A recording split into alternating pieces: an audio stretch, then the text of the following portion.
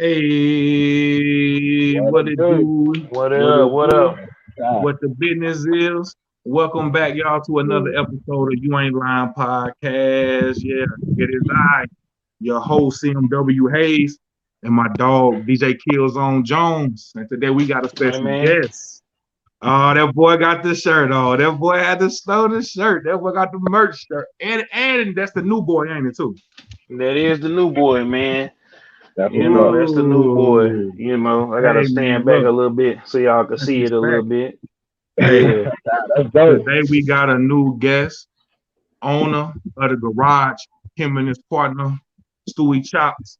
We got King Ali on today with us, y'all. What's up, man? What's up, bro? I appreciate y'all having us, having me. You know what I'm saying? Let's work together. Let's get it.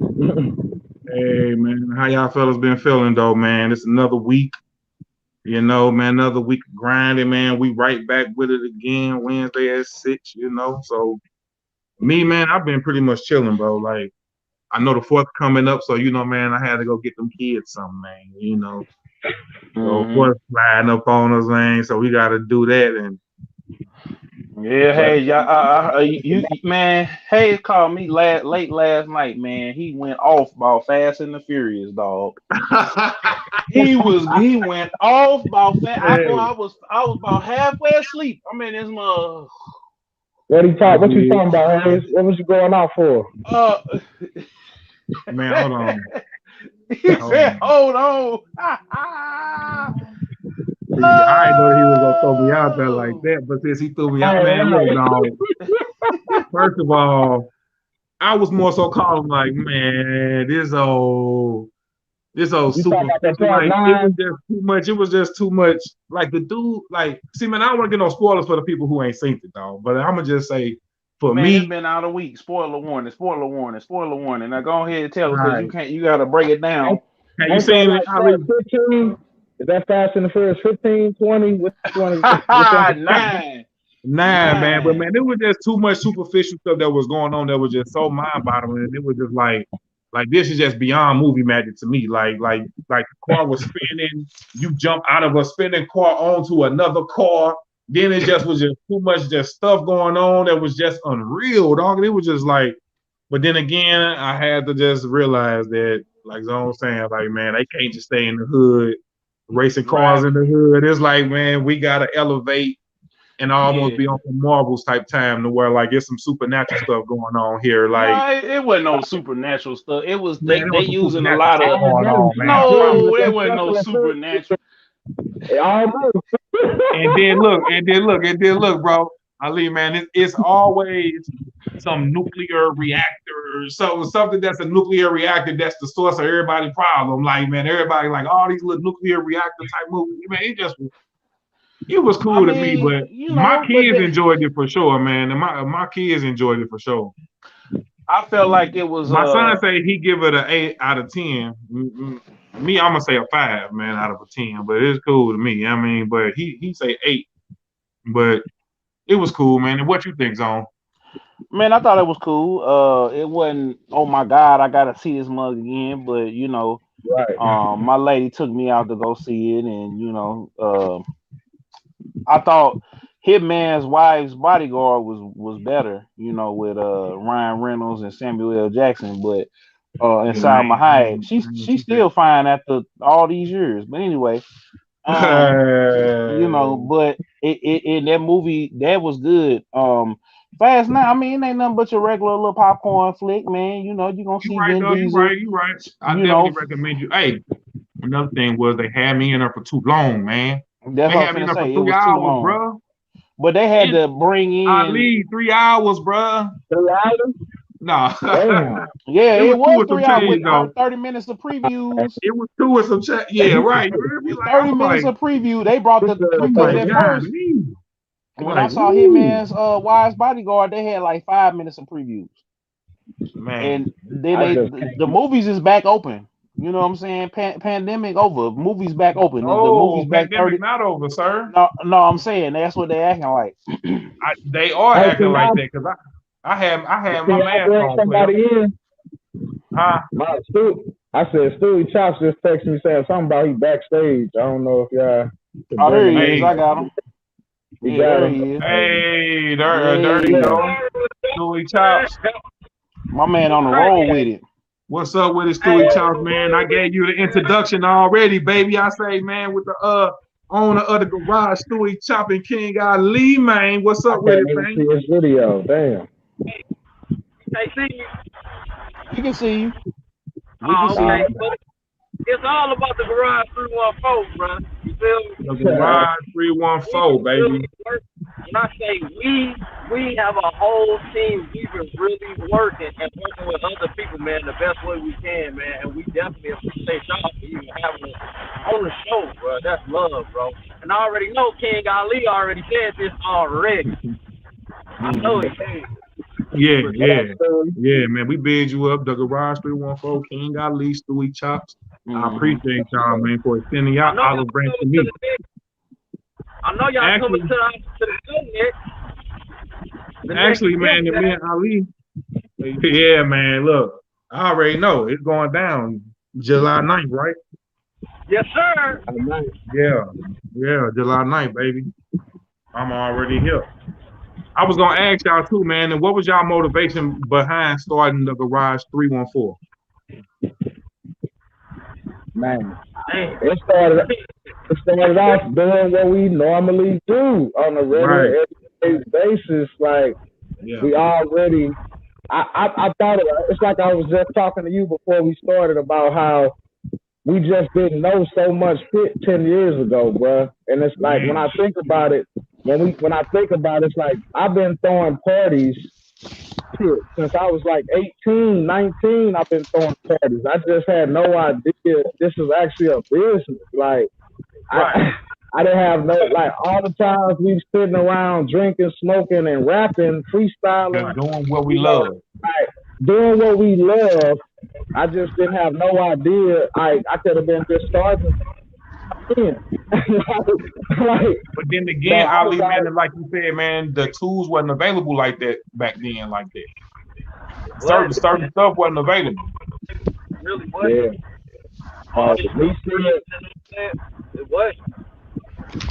So it's like now, man, y'all can film something down there, man, in the garage, post it online, and start getting them streams off that. And you also could get the physical aspect of it too, because you got physical people coming in, and you also got the streaming coming in. Yeah. That's what I'm learning. That's what we learning about. That's exactly what I'm learning about. Like all the little. That's why I said I'm learning under 20-year-olds and 25-year-olds that's putting me on game about, like, did you know you could do this? Did you know you could do that? Did you know you can make money like this? You know you can go online. All this online stuff is like, woo! I'm going to college right now, learning all this, man. Like, college of YouTube, baby. Stewie Chops, man. I wanted to ask you, Stewie Chops, too. Like, man, where did your passion for the drumming come from, bro? Man, was you off in the church with it, or did you just learn on your own? I say this all the time, man. It always started in the church, man. Like I said, man, it just started in the church, and then from there, it's also a gift, and it's talent too. It's just knowing music as well. So it's just a combination, man. And my uncle, he taught me pretty much, but from there, I just kind of took it and put together a formula, man, and it worked. It worked. You know what I mean? So how long you been doing it, Steve? Like I said, I got a chance. Right, how long? How long you been putting it down? Some must have froze up. Yeah. That's a perfect segue. Is music your full-time job, hobby, or something in between? He been doing it since he was 5 years old. That boy bad. That boy bad. So, yeah, that's all, man. Something. Okay. Hey, Stewie, come back when you get back to the crib. Get back on the Wi-Fi. Yeah, but that was a good slide in, though. But come back when you get to the crib, bro. Did you hear me, Ali? Did you hear me, Ali? There we go. What you say, bro? Yeah, I heard you. Say, man, that was a perfect segue, man, into the, man, is music a full-time job, hobby, or something in between for some people, man? And what type of advice would you give somebody, man, that who's still trying to figure out like is music their full-time job, their hobby, or just something in between? I would say it's like you said before about like finding that balance. And I mean, first of all, I guess it's about that confidence really to put yourself out there. Cause like most musicians are sensitive people and sensitive about their music and sensitive about getting critiqued and all of that. So like I said, I got notebooks and notebooks of music that for a while I was like doubting myself on some like, I don't know if this will be good enough for the people. And also the fact that I rap about different things than what's mainly popular, that was also giving me a feeling of doubt. You know what I'm saying? So confidence, and then finding that balance of just learning this new technology and just take that leap of faith, y'all, man. Like take that leap of faith because nowadays it's becoming to where it can be a full-time job for you easily. And the younger you are, the better, man. Fuck it. You ain't got no responsibility, 17, 18. Do that shit. Put your all into it. I know it get harder when you start having the kids and the family and the bills.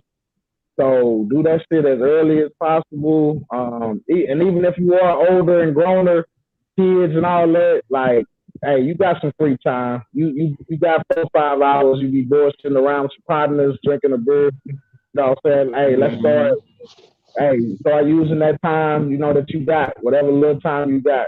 You can do it from home. So ain't no excuse. Like, come on. It ain't no excuse. Because like we say, 10 years ago, the technology that we got now wasn't even available. So it damn sure is a little easier for you to hop on her, boom bop, put your stuff on there and navigate through her. And like you say, man, whether or not you in your teens, your 20s, or your 30s and beyond, it's still just about being yourself and just doing what's comfortable for you and not trying to be nobody else but you.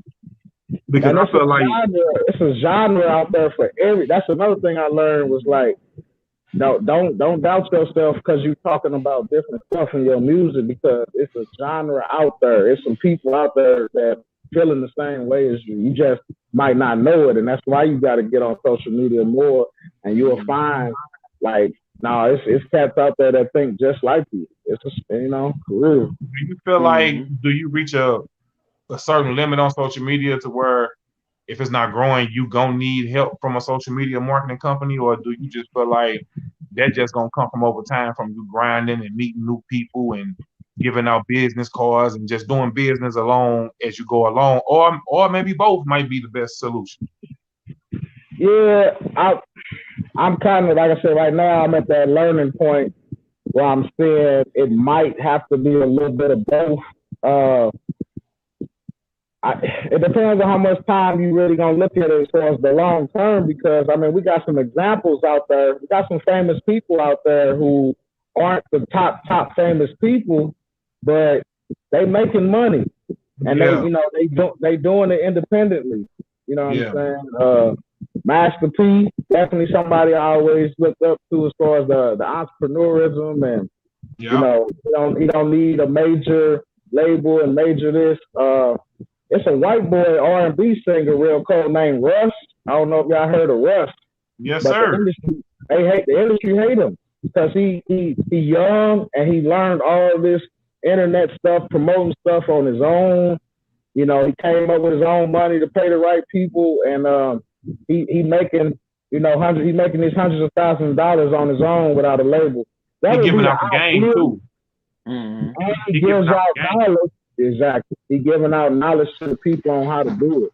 So my number one thing that I push on my kids is independent. Like, don't try to get yourself slaved up and chained up to these contracts and to these big companies who only want to use you and drain you dry. Like you said, with this technology advancing, hey, we can do it ourselves. You know, for me, it's not all about the fame. So it depends on what you coming in it for. If you coming in it for strictly fame and, you know, I want to be seen on TV, seen on every music video, and you probably gonna go the route of getting these big promoters and big labels. You're gonna do certain things that's gonna be big for you that you think that's gonna get you there. Versus you just doing some stuff that you don't care the outcome of. You satisfied. I had a call just come in. But yeah, like get to know individual people, get to shake individuals' hands, get to know who you really dealing with. So I like that. I've kind of got that old school mentality of let's get out here, meet people, shake hands, get to know individuals personally. But I'm trying to find that balance with the social media, and I'm learning about a lot of cats be just paying their way up to the top. I'm starting to learn that. Like, it's crazy. Yes, sir. Yeah, it's crazy. I feel like a lot of it start off as a hobby. Hello, I can't hear nobody. Oh, shit, what's going on? Yo, hello. Hey, can we hear you, King Ali? Just come back. Y'all fellas. Come back. Man, you can't hear him. You might have to come out and come back. Hold on, wait a minute. There we go. You good? I got him. Hold on, I got him. Okay. I'm gonna have him come back. Yes, sir. There we go. Thank y'all for tapping in with us. I see y'all pictures. Podcast, man. What's going on? Hold on. I'm gonna have him come jump back. in the chat if y'all want to. Y'all can join the conversation if y'all want to. Y'all know how this go. We giving y'all that barbershop talk. You Ain't Lying podcast. CMW Hayes, DJ Kills on Jones, King Ali. Hold on, my bad. That was the wrong. Can't forget my dog Stewie. I'm finna put it on here for him. There we go. The Garage 314 in the building. You feel me? I'm back on with y'all, but I can't hear it. What's going on? Can you hear it now? Hey, tell him to exit. Yeah, no, tell him to exit all the way out. Yeah. I got that phone call and it fucked everything up. Yeah, man. Trust me, and they do that sometimes. Hey, exit all the way out of it and go back like into it.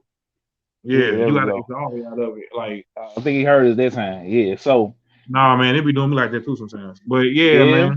Hey, but that's the real y'all. We giving y'all that barbershop talk. You Ain't Lying podcast, man. Yeah, hold on. We gonna go to we gonna take a quick chill break until he come right back. Stay on your job, I be with the money. You be having problems. All this hate, it really got my stomach turning. All this do is have me like if they don't feel me, fuck them. St. Louis nigga, Midwest hustler, Missouri motherfucker. You know I keep it jumping. Okay, I'm back. We took a commercial break real quick. Yeah, we back. King Ali, Stewie Top, DJ Kills on Jones.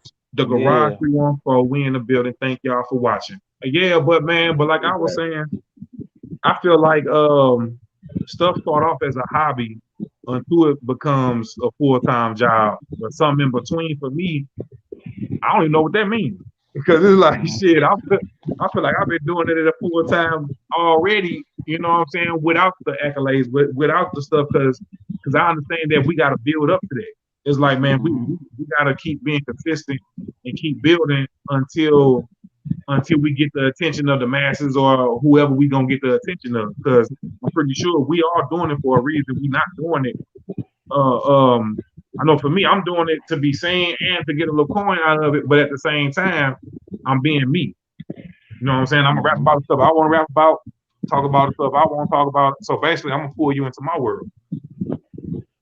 We got to learn that the rapping part or the talent part, like I said, I'm learning more and more. That's the easy part. That's 5% of this.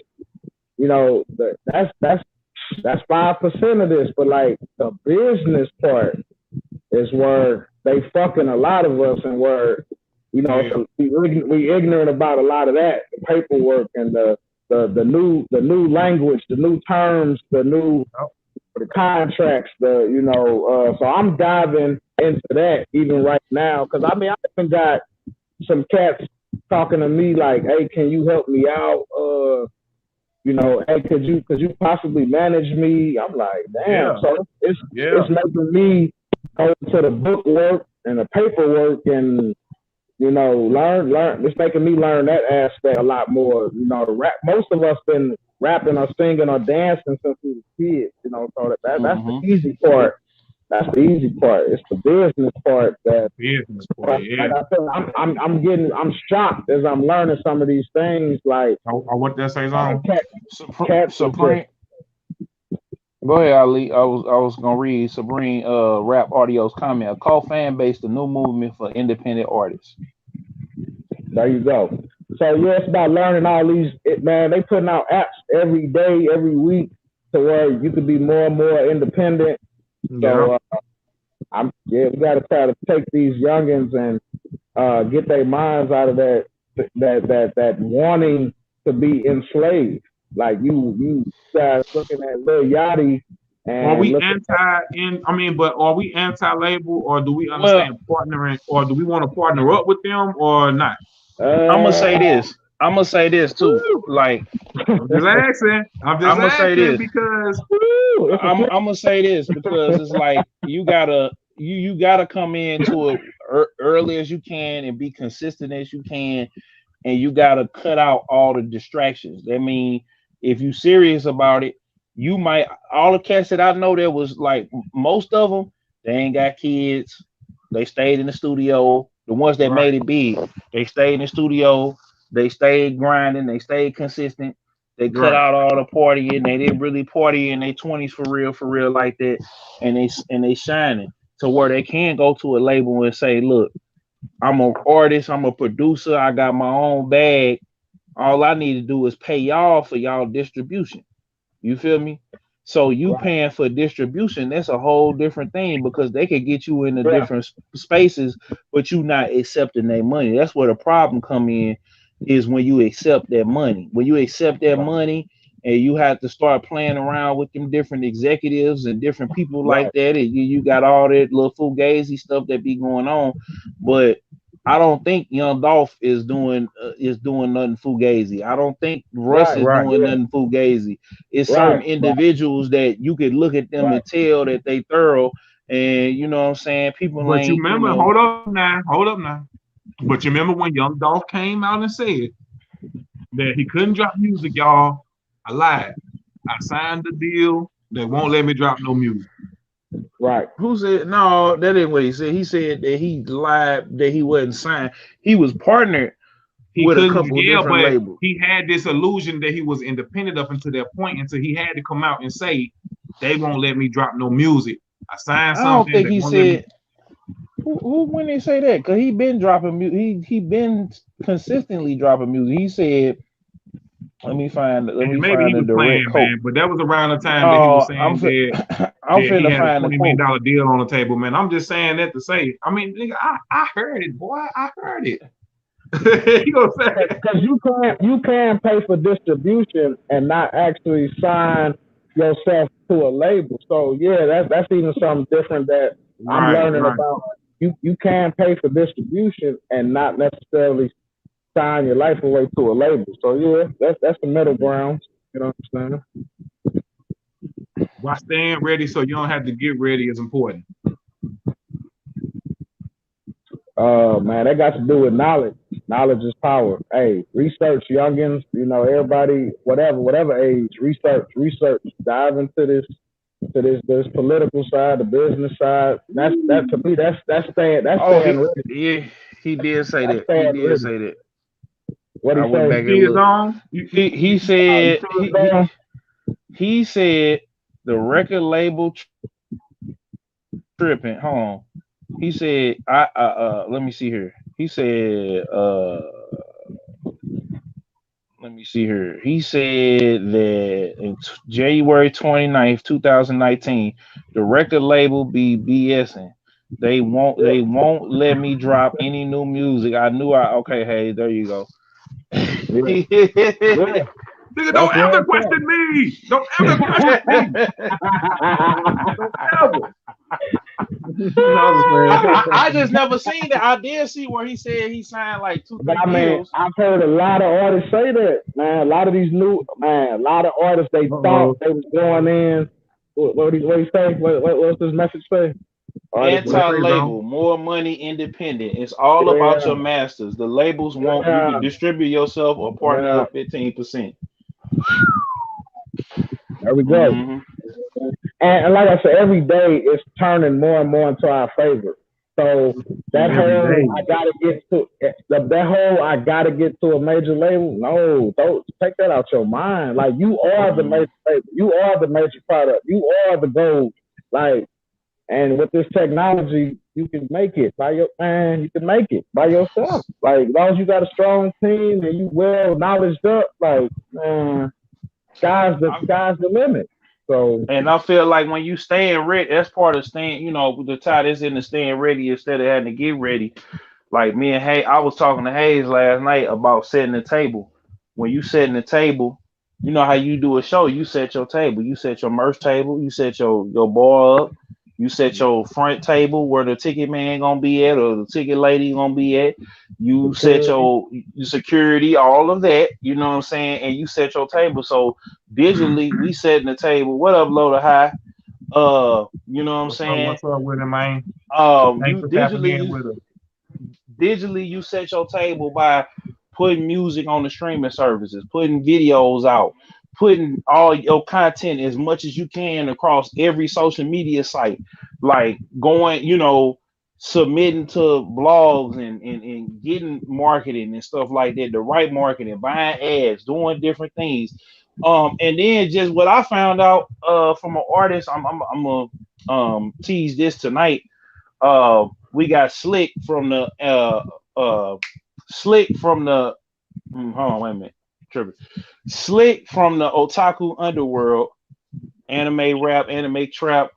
He dropped some game that I'm gonna preview it a little bit. What he said, man, I just went and started talking to people, and I think me and Hayes had this conversation about talking to people online, because I used to feel like it was pointless, you know what I'm saying? But I made different connections by talking to people online. You know what I'm saying? And you gotta reach out, and people don't like to play the follow game because the person might not follow you back. But as long as you get that dialogue going, and I'm finding out more and more now, you know what I'm saying? A lot of the people being in different YouTubers comments. I didn't have people that my favorite YouTubers, I'd have been in their comments, and then who is this Killzone person, man? And this person, that he on her every video. And the YouTuber might shout me out or something like that. So then people start going over and start looking and start seeing and everything else like that. And then that's how you develop your fan base. So that's how you setting the table is online digitally as well as in the physical. You gotta have the merch, you gotta have your business cards and all of that. I think people want to skip that step. They just want to buy the video, buy the beat, buy all the jewelry and the clothes and the car, and then they ain't putting nothing into the promotion. They ain't talk to nobody. They just, what I'm saying? They just a superstar out of nowhere. Though. I mean, but that do work for some people though. I mean, some people could jump on her like tomorrow, and just glow up. Just whatever they do, just gonna glow up. And that may do because of their age or their group or the people they around or something like that. But because I feel like for certain people, man, I mean, because do y'all let social media dictate? Because I see where Polo G has said that. Because I felt like this too, like for a while, that social media sometimes could dictate your mood. Like it might the stuff that you follow, the stuff that you see every day. Like, do y'all pick and choose what y'all want to see on y'all own social media? Because I know some people be like, they don't even want to get on social media and see all the foolishness and all that. But I'm telling them, like, you do know you control what you see, right? Like you the person that you don't have to see the person getting beat up if you don't want to see that. All you gotta do is unfollow that, or you know what I'm saying? Like, I mean, they got an algorithm. It's an algorithm. So whatever you start clicking on, they're gonna keep sending that to you. So if you start clicking on classical music all the time, and that's what they're gonna start sending you. You're not gonna see all the fight. That's what you're following. Exactly. Yeah. So for me, I like different, and that's another thing about me. I don't like seeing the same thing. I don't like hearing the same thing. As I get older, I'm appreciating all different genres of music. So I'm following rockers. I'm following musicians. I'm following comedians. I'm following classical. You know, I'm following some of everything and everybody. You know what I'm saying? So I'm definitely seeing that algorithm being sent to me. And I do the same thing with Facebook. Like I follow so many different kinds of people. Yeah. It ain't just trap all day with you.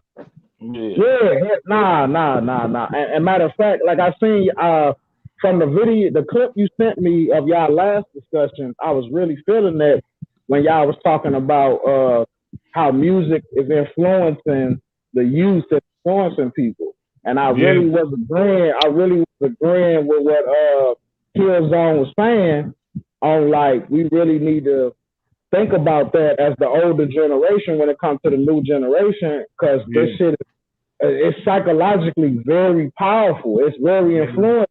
And we teaching our kids, well, I ain't gonna say all of us, but it's a good amount of us teaching our kids to stay in this box or stay in this genre. Like well, that's because it's cool, King Ali. It's cool to be a trapper because most of us grow up in that environment.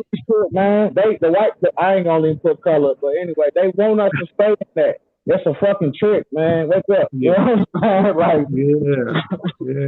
Like, He said, y'all see this brother Kodak Black losing his marbles. Man, I wanted to talk. Hey, man, I seen. Okay, so what that happens on? Because do you know about the Kodak Black and the Jack Boy situation? Yeah, so Jack Boy, I think he got knocked, but before he got knocked, he got out. But before he got locked up. But before he got locked up, he apparently signed another deal, and basically they went and gave Jack Boy his artist. You know what I'm saying? He was on Sniper Gang or whatever. They basically bought him out of his deal. So they gave him $1 million for Jack Boy to release, just in a similar fashion that Warner gave or Atlantic gave Gucci Mane $2.5 million to release Waka Flocka to them. Right. You know what I'm saying? So when you go in there and you know what I'm saying, you requesting stuff. Boy, that's gonna put that boy in debt with the next person, right? I mean, not necessarily, because we don't know what his deal was. So if they but if they paid Kodak $1 million for him to get off the contract, then he gotta be in some type of money binding situation. No, that's not necessarily the truth, because when Waka came out, Waka beat all sales expectations. Like he went gold on the first album. Like at first he had did like maybe 10,000. Like it had flopped. But as time basically went Kodak on, mad, or Kodak is mad because when he was locked down, he didn't send him no money. He didn't do nothing for his people or whatever. But meanwhile, you getting all this money off of my name and my brand being associated with me, and you know what I'm saying? You want to leave me? Yeah, so he from me. That's how you feel. Like, you want to leave me? And so he basically taking up. Hold up. KingAli, come back. It's messing up a little bit. All right, yeah. Make sure you got your Wi-Fi on, player. We're gonna take another commercial break. Go home. Yeah, just do it, man. I'm turning it down now. All right, here we go. Others quick, stayed on our shit. The time is now. Notice on the door, landlord trying to kick me out. Back against the wall, I still keep a smile. Do it. Just do it. Whatever it is, do it. Just do it. Whatever it is, do it. Just do it. Whatever it is, do it. Man, hey, I got a little dance that go with it too now. That was a commercial break real quick. I got a little dance. Man, to plug that show, man, that's going down July 9th, man. Plug that show, right? Man, we having this event July 9th. It's called Spitting Bars and Comedy. And basically, We're gonna have some comedians in there spitting their bars. We're gonna have I got an exotic poet. She gonna be spitting her bars. An exotic poet.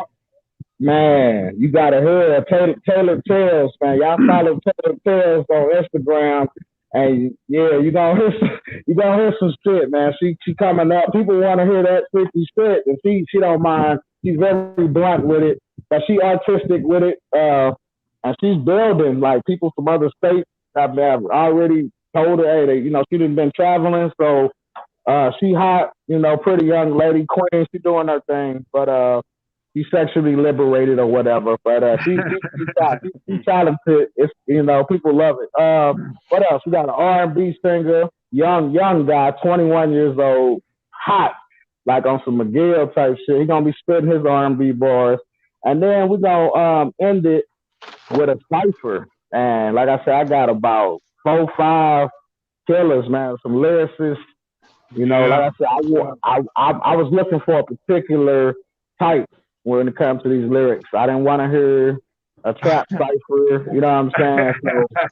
So, and I mean, no offense to whatever people that do that. That's the beauty of having your own platform, man. You can dictate what you want to be around and what you want to hear. Exactly. And I think that was a motivation with me also moving forward with this business. This was like, I'm the type of thinker, I always want to see something different. I be tired of, like, I can't go see Fast and the Furious 9. I can't go see that. I'm not going to go see that. And, no, man. Like, I can't, I'm not going to see that movie. Like, I didn't see the last 5 of them. Like, I can't do it.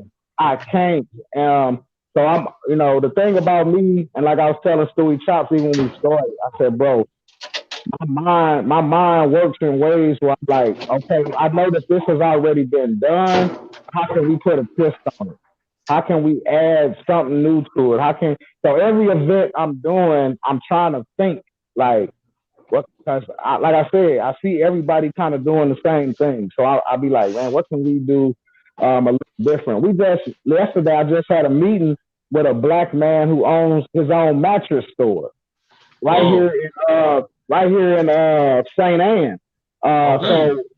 So he was talking to us about doing an event at his store, and I was like, damn right. Like, I'm not seeing that being done out here. So I would love for the Garage 314 to be part of starting shit where we are advertising each other and we helping each other promote, and we doing music in front of black businesses. And man, I'm trying to think outside the box always.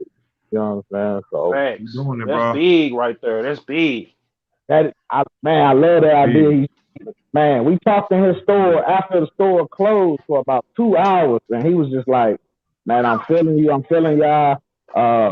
I pulled up there with this rapper named Miss Rello. She Team Garage. Now I forgot to shout out her, Miss Rello, and Stewie Top. We doing our thing. But hey, I'm telling my team and whoever building with me, let's do something different. Yeah. Let's put a spin on it. Let's put a twist on it. That's why, man, it's important to support the folks, you know what I'm saying, that's trying to win. You know what I mean? That's the perfect way to support the folks who trying to win, bro, no matter how big or small, bro. We gotta support the people, bro, who trying to win. To get with like-minded. You know what's more important than just picking up with black, like picking up with like-minded individuals. You know what I'm saying? So we not all gonna click. We not all gonna click. Just because we black, we not all gonna click. You know what I'm saying? You're right. And I'm glad you said that too. That's an important piece right there, because everybody is new to everybody until you meet somebody and then you figure out, are we gonna click or not? You know what I'm saying? But sometimes, but let me ask you this though, Ali, but do you think in business, whether or not we click make a difference, or do it make a difference only if you're trying to sit at my table and eat with me? Because if it's just business, just money being spent, or do you feel like, nah, I don't want to deal with this cameraman because he always coming with this or that, or I don't want to deal with this producer because he this or that, but you'd rather go deal with somebody who is less less more so on your type of time versus you dealing with somebody who give you a little bit difficult, but they do a good ass job? It just makes it a little bit harder. It's definitely not impossible. It just makes it easier when y'all like-minded. But at the same time, you gotta respect somebody who they might be a little bit difficult, but they some super hard workers. They definitely gonna give you. They definitely gonna give you some A1 product. They definitely gonna work hard for you or with you. I definitely encountered that where I was dealing with this comic and I had to get to know him a little bit better. When I first met him and first was dealing with him, I kind of got the impression like, damn, I don't like him, or you know what I'm saying, he an asshole or something, But I did have to get. I'm glad that I didn't get on some like, man, fuck him, I'm not dealing with him. Like, I'm glad I kept talking to him and dealing with him, and I got to know, because I didn't know him. I only had met him, a couple times, but as I got to know him, it definitely changed my impression. And I said, actually, this a good. He a strong ass businessman. Actually, like he actually just not about no bullshit, and he's super professional, so it can come off arrogant, cocky. It can come off like he an asshole. He just a super duper serious professional, hard worker. He don't want to deal with you being 30 minutes late. He don't want to deal with he on some contract shit. He on some paperwork shit. And that's respectable, bro. And that's respectable. It made me step my game up. It actually made me step my game up. You know what? I think that only irritate people who don't understand it. I think that type of coming with paperwork and being like feeling like, dang, bro, and you 20 minutes late or you 30 minutes late or let's do contracts. I think people who feel like, this nigga want me to sign a contract. This nigga, that's because you don't understand business, bro. It's not, hold on, stop right there. They understand business, but they want to be on Negro business. You know what I'm saying? Okay. They want to do that. They want to be on Negro business where they know they not finna sign a contract to where, okay, you can sue me and I could go to jail because we don't even gonna do that. You know what I'm saying? Some of them might pull them sticks out on you, be like, man, we ain't finna stand no contract. You gonna give it this money, and you know what I'm saying? We gonna blow you down. That's what type of time. I'm studying contracts now. That's why I say I'm trying to be one of them serious ones. So I'm studying contract management. I'm not playing. I'm trying to be serious as possible. So Orlando Watson and them is suing Rick Ross for canceling the show at the last minute. Because he said because of the weather, but he was supposed to, I guess, pay the money back or whatever the case may, or make up a date really, because he kept the money. So they gave him about 6-7 months to get it together, and that's business, bro. Because it's like, hey, I love Rick Ross music and shit, but hey, I paid you for something and you ain't showing up. Oh, okay, let's get the lawyers involved now. Yeah. Let's get these lawyers tapped in now. When I started off doing this, I was doing it, like you said, on some Negro business type style. And I quickly was learning the cons of doing business like that. The whole like, oh man, do me a favor and I got you later. No paperwork, nothing written. I was doing it at first, and I'm like, 'cause I thought guys was genuine. Like, you can possibly do that with some people, but you gotta gotta know them. You gotta know their morals. You gotta know their values and morals if you're doing that, because you can't just jump in the game and be doing that with all these new people you meeting. So I quickly, like I said, in a matter of 3-4 months, was like, I can't keep operating like that. You gotta decipher on who you gonna rock with to that degree of where we gonna eat together, or we just gonna do business together. Like, this just a business thing, and sometimes the business thing do turn over until we rocking with each other on another level. Now, you know what I'm saying? But we gotta let that happen natural, because like we saying, man, if you got the garage, man, going, you're gonna be seeing certain people, or maybe the way that you got your stuff structured, is it just you personally just reaching out to people, or like or like you want people to reach out to you as well? Oh yeah, people reach out to me, and I want people to reach out to me as well. Like I said, that's why I said I'm not gonna be like a regular bars. Some of these bars out here and clubs out here, they doing this kind of shit every. He said being on time is a sign of respect. Facts. And 4 pounds just said salute. Yeah, salute the 4 pounds. It is. Y'all right, 4 pounds. Hey, being on time is definitely like that. So, and that's teaching you to just be more responsible than what you might have been. It's teaching me to be more responsible. It's shit that I've been kind of a little late and everything, and I'm beating myself up saying, "Nah, you got to do better. You got to do better." You know, especially if you're trying to be more professional. I want people to reach out to me as well, and so the difference between my spot and a lot of people's spot is you can rent my spot out. And that's why I say people have rented my spot out. We had an all-female cipher in here a few months back. And these 3 ladies, they came, rented my spot out. The body paint event that we just did last thing. The artist, photographer, he came, they rented my spot out. So most definitely people can hit me up, talk to me. They want to do any kind of, they might want to promote their business, do a promotional party. I had a rap group come and rented my spot out for their listening party. So that's why I don't do events my own events that I'm doing. I don't do it every week. You know, I'm going to just try to do it like every other week. Like I said, people can definitely reach out. You know what I'm saying? Definitely. Yeah. We did a kids open mic in here. That was something I put on. We did a kids open. I think that clip. I think all these clips that man that you talking about is, and it was legit. Like it looked like it was a good old time. It looked I want to reach the kids. Yeah. I want to teach. Yeah. You're gonna see us on non-profit organizations, man. I'm trying. This just the beginning. The entertainment side of it is like it's just a way to get in, get shit started. But really, I'm on some revolution. I want to make a change for real. You know what I'm saying? So, nah, bro, you doing it, bro, man. You walking it already, bro. And what I say, man, the homie told me a long time ago, man. We don't try, we do. You feel me? Yeah. We not trying, we doing.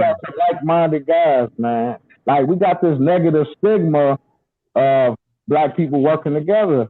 And it's in a lot of ways it's true. But like I told my little brother, I said, man, even if it's 10%, even if I can find, it might be a small number, but damn it, I want to find these guys out here. It is some real guys out here, some trill guys, some guys with morals and values out here. Yeah, we out here. You know, we might not be popularized, but we out here. So I'm gonna find these guys and we gonna make some shit happen. We linked up. You feel me? That's why perfect example. It's meant to be. Yeah. Perfect example. That's why we linked up. Straight up. Are gangsters really gangster? Zone, let me ask you that. Are gangsters really gangster? Like, answer that question for me. Me personally, man, I don't feel like gangsters now. Like when I was coming up, it was a clear line and definition that was drawn because I'm a civilian. You know what I'm saying? I had an experience at a very young age where I had an experience where a very young age where a guy in the neighborhood was getting into it with another guy in the neighborhood. He was a D-boy on the block. I don't know how known he was. I don't remember his name. I'm not even if I did know, I wouldn't put it out there. He was getting into it with a pimp and a prostitute. And so the prostitute owed the D-boy some money, and he pulled out. I think the pimp pulled out, or the D-boy pulled out. One of them pulled out like a 38, and it went off, but it jammed.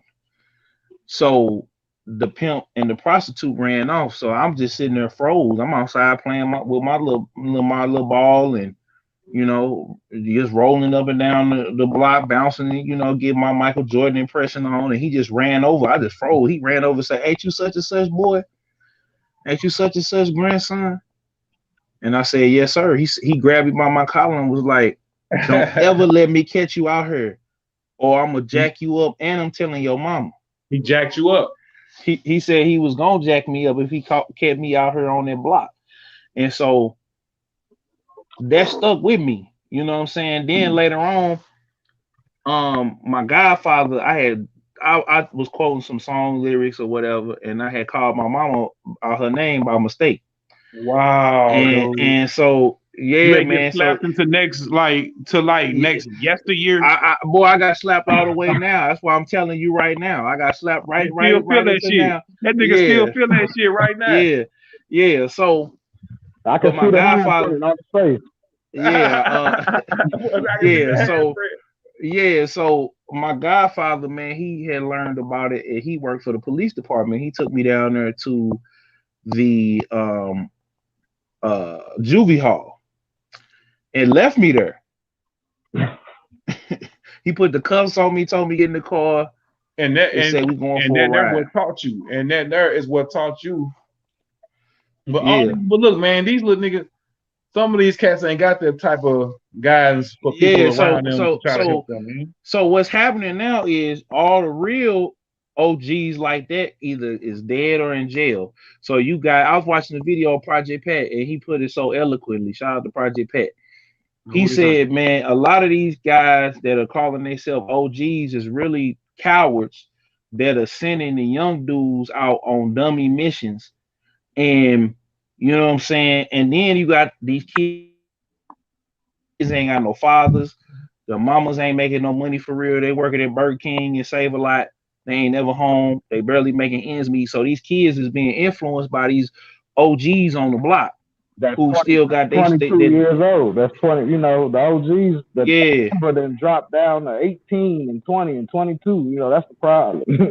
Hey, well, no, we you talking got about them type of OGs, and you got the 40, 50-year-old OGs who acting like they 18, 20. That's true. That ain't telling these niggas, hey man, you tripping, bro. Like what you doing is foul. What you doing is wrong. Because for me, I feel like Gangsta to me, I can tell you what's gangster and what ain't gangster though. I think what ain't gangster is letting your people around you do some foul, dumb shit, and you ain't pulling them off to the side or telling them in front of everybody who they doing this shit in front of. Nigga, you tripping. Like you need to get your shit together, nigga. The morals. The morals and values. That's all it's about. The morals and values is changed. They gone. Like I'm an 80s baby, and definitely shit has changed from then to now, man. When it comes to, you don't do this to old ladies. You don't do this to your neighbors. You don't do this to little kids. You don't do, this certain shit. Even if you call yourself gangster, certain shit you just don't do. Like, I just put a song out today called "On Me I Ain't Lying," so y'all go check that out. It's called "On Me I Ain't Lying," and in that line I said, even seeing robbing old ladies on the internet, niggas moving with no mores, we not into that. Come on, bro. I'm just saying, man. Exactly. He got to start saying this stuff, dog, or stuff just gonna be lost. Cause I just feel like it's cool to be gangster, but it's just not cool to just be gangster and the dummy at the same time and just do. We gotta change the definition of what's gangster and what's cool. That's that's what it's about. We got to change that, So I be telling my kids, learn. The knowledge is what's cool. The knowledge is what's gangster. I tell my kids also, everybody that we call nerds in high school, middle school, elementary school, everybody we call lames and nerds is the fucking supervisors of all these companies now. They got the money in the bank. They doing stocks. They doing, everybody crypto. That we said the nerd, they doing their crypto, Bitcoin. They your manager at the warehouse. They your managers at whatever store you working at. Like everybody you was calling lame and geeky and nerdy. So we gotta change the narrative, man. Like knowledge, we changed it to where being dumb and being hard is cool. Being a player, being dumb, going stupid, what they call it, going dumb, going stupid, like that's what's cool. And it's like, man, that's a trick, man. Come on, man. These industries are hiring these people to purposely keep y'all psychologically in this same cycle. I don't think it's even psychologically, because everybody gotta make a choice, bro. So it's like, You don't people believe in looking at. You don't believe in, you know, that shit real. No, I mean it is, but I feel like we didn't see it's enough out here now to where kids could, because you got Dolph saying it, you got QCP saying it, that it's gonna cost you a lot of money to get into the rap game. You know what I'm saying? It's gonna cost you a lot. First of all, you can't make no money for real selling dope. They got cameras on every corner, so you ain't got no choice. Either you gonna start robbing or shooting or whatever you gonna do. It's only gonna last for so long. That's only gonna last for so long. So that's my whole point. And Ice-T has said this, man. He said the time of the 2-bit hustler is over with. The cyber crime is where it's at. You know what I'm saying? So he was like, you know, because it is, it's cameras on every corner, it's this, that, and the third. And it's like but at the same time, it all starts at home, man. We gotta stop bringing these kids into this world in these messed up situations. Like that's where it all started, and it all started. I didn't want my kids to grow up like I grew up. That was one of the main things decision I made, you know what I'm saying? You know, 5, 6, 7 years ago, was like, I do not want my boys doing the same shit I did. And so because I made that decision 7, 8, 9 years ago, my boys is not nowhere into the same shit that I was into. And I got girls too, man. I got 2 daughters as well. And like I said, luckily I picked the type of woman. That my girls, I wanted my girls to emulate, you know what I'm saying? So they mom is not in the streets like that and gangster like that and repping this and repping that. A lot of negativity shit and twerking and wearing your skirts and your shorts up here. And so she probably full supportive of what you doing. Yeah, you know what I'm saying? But I had to change my mentality. I ain't gonna lie, you know what I'm saying? When my kids was babies and real little, you know, I was still kind of fucked up, still kind of immature, still kind of doing a lot of shit I shouldn't have been doing. So I had to work on me and change that, man. That's why I talk about brainwashing and psychological shit a lot, because, man, that shit is real with what get put in your head. These seeds that get put in your head, it could be hard to change if you've been behaving like that for 10 years or 15 years, or people telling you it's been cool so long. You know, so, but my boys, you know, I get on my boys' cases about shit, but in reality, I know they doing so much better than I was doing. They ain't into half of the shit I was into. They, you know, my boys are 15 and 16, so they not, man. So I'm proud of them, you know, and hopefully they can do that with their sons. It's a generational thing you pass down. So hopefully, you know, they sons. Bro, with both parents in the house, bro. I didn't, and that's why I definitely. I just always ask people that question because your mentality still, the mentality you got still is not of a person that, because you know how, man, because I had friends as well that I grew up with both mine in the household, but I still had friends that didn't, but they didn't let that dictate how they treat their kids just because their father wasn't in the house and their kids' mama. You know, they decide to stay with their kids' mama and stay with them for the long haul. You know what I'm saying? I'm married, bro. So yeah, most definitely. See, so your whole mentality. Some people let their father not be in there just ruin they not in their kids' life. They can't keep a woman because they think, you know what I'm saying, from what they think they mama go through and just this and that. It's just, but your mentality, bro, is of a person, bro, who understand, bro, that the dynamic of the family, bro, is important, even though you didn't too much probably go up like that. Yeah, I think that me not having my father in my life definitely, you know, had a contribution to me getting into a lot of shit. You know what I'm saying? Me nobody being able to pull me by that coattail, nobody being able to yank me by the collar. It was only so much my mom could do once I got, you know, bigger than her. You know what I'm saying? Because you heard Gone say that his stepfather had to step in and check him. I mean, when he needed to, but he rarely had to. But like, that's another thing, though, man. But that's another topic right there. Uncles and everybody else too. These men. I didn't have none of that. We ain't have men in our family. Like there was a lot of single women, single aunties. Yeah. Like I had women beating my ass. I had aunties beating my ass. I had a lot of that too now. You know, I had a whole lot of that. Women. The women was my main disciplinary. I had some crazy ass aunties who I would shake the fuck up when they came around because they don't whoop me like my mama whooped me. They go crazy when they whoop me. Yeah, but now they gonna whoop you worse than your mama gonna whoop you. Like now they gonna whoop you worse. How auntie go? Like I'll be pissed. Like how my auntie gonna whoop me worse than my mama gonna whoop me. We used to be pissed off because back when we heard, Aunt Carla coming over, we running and going to clean up. Like, we running to go clean up. Now what does say? My 5'4" granny hit my 6 foot uncle with a chair. It don't matter how big you get. There you go. Some of these women get raised. They get raised in such tough conditions. Hey, you got some hard ass grannies and aunties out here that'll get some men in shape. But I did need that male. I didn't realize till I was like 19, 20, 21. Yeah, I was gonna ask you, man, and when did you realize and when did you finally figure out like, hey, like I'm gonna have to find this within myself and try to figure this out. Bro. I felt like it was late for me. I was well into my 20s.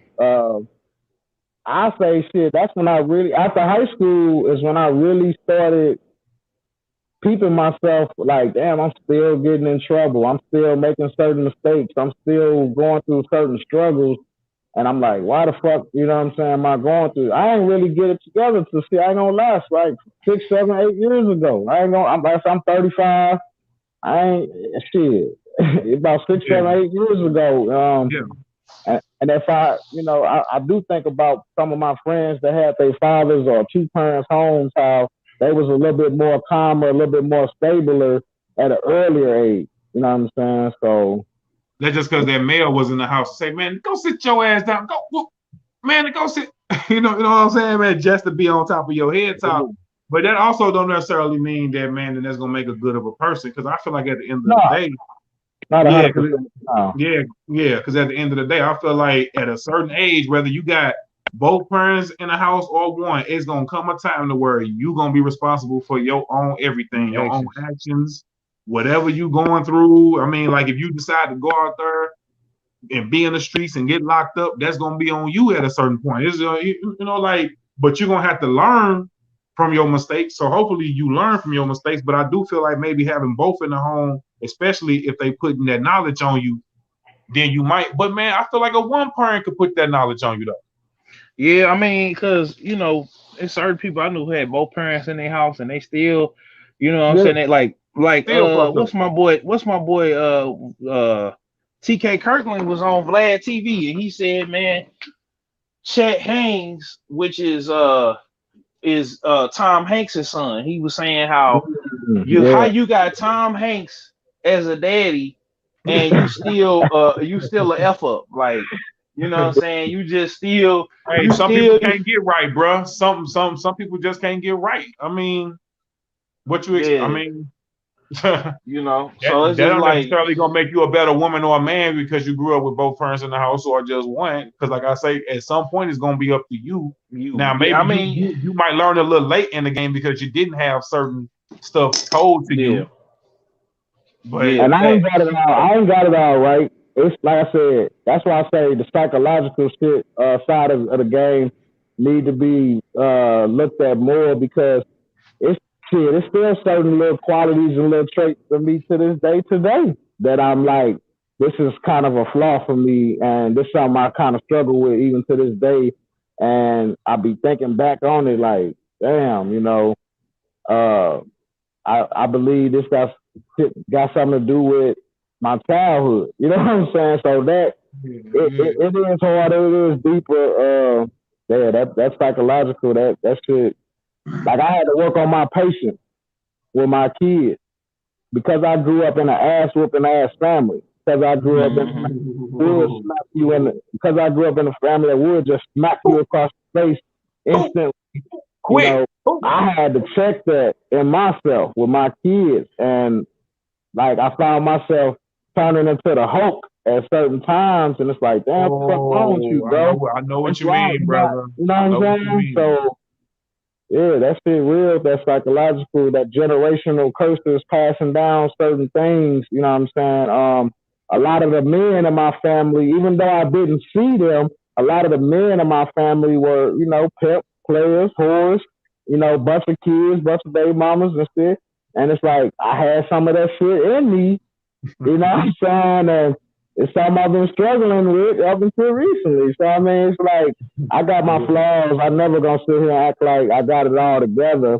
But I will try to teach the next generation something better, and I will try not to promote. And I think you know what I'm saying? I won't try to promote that. So I'm not writing songs no more.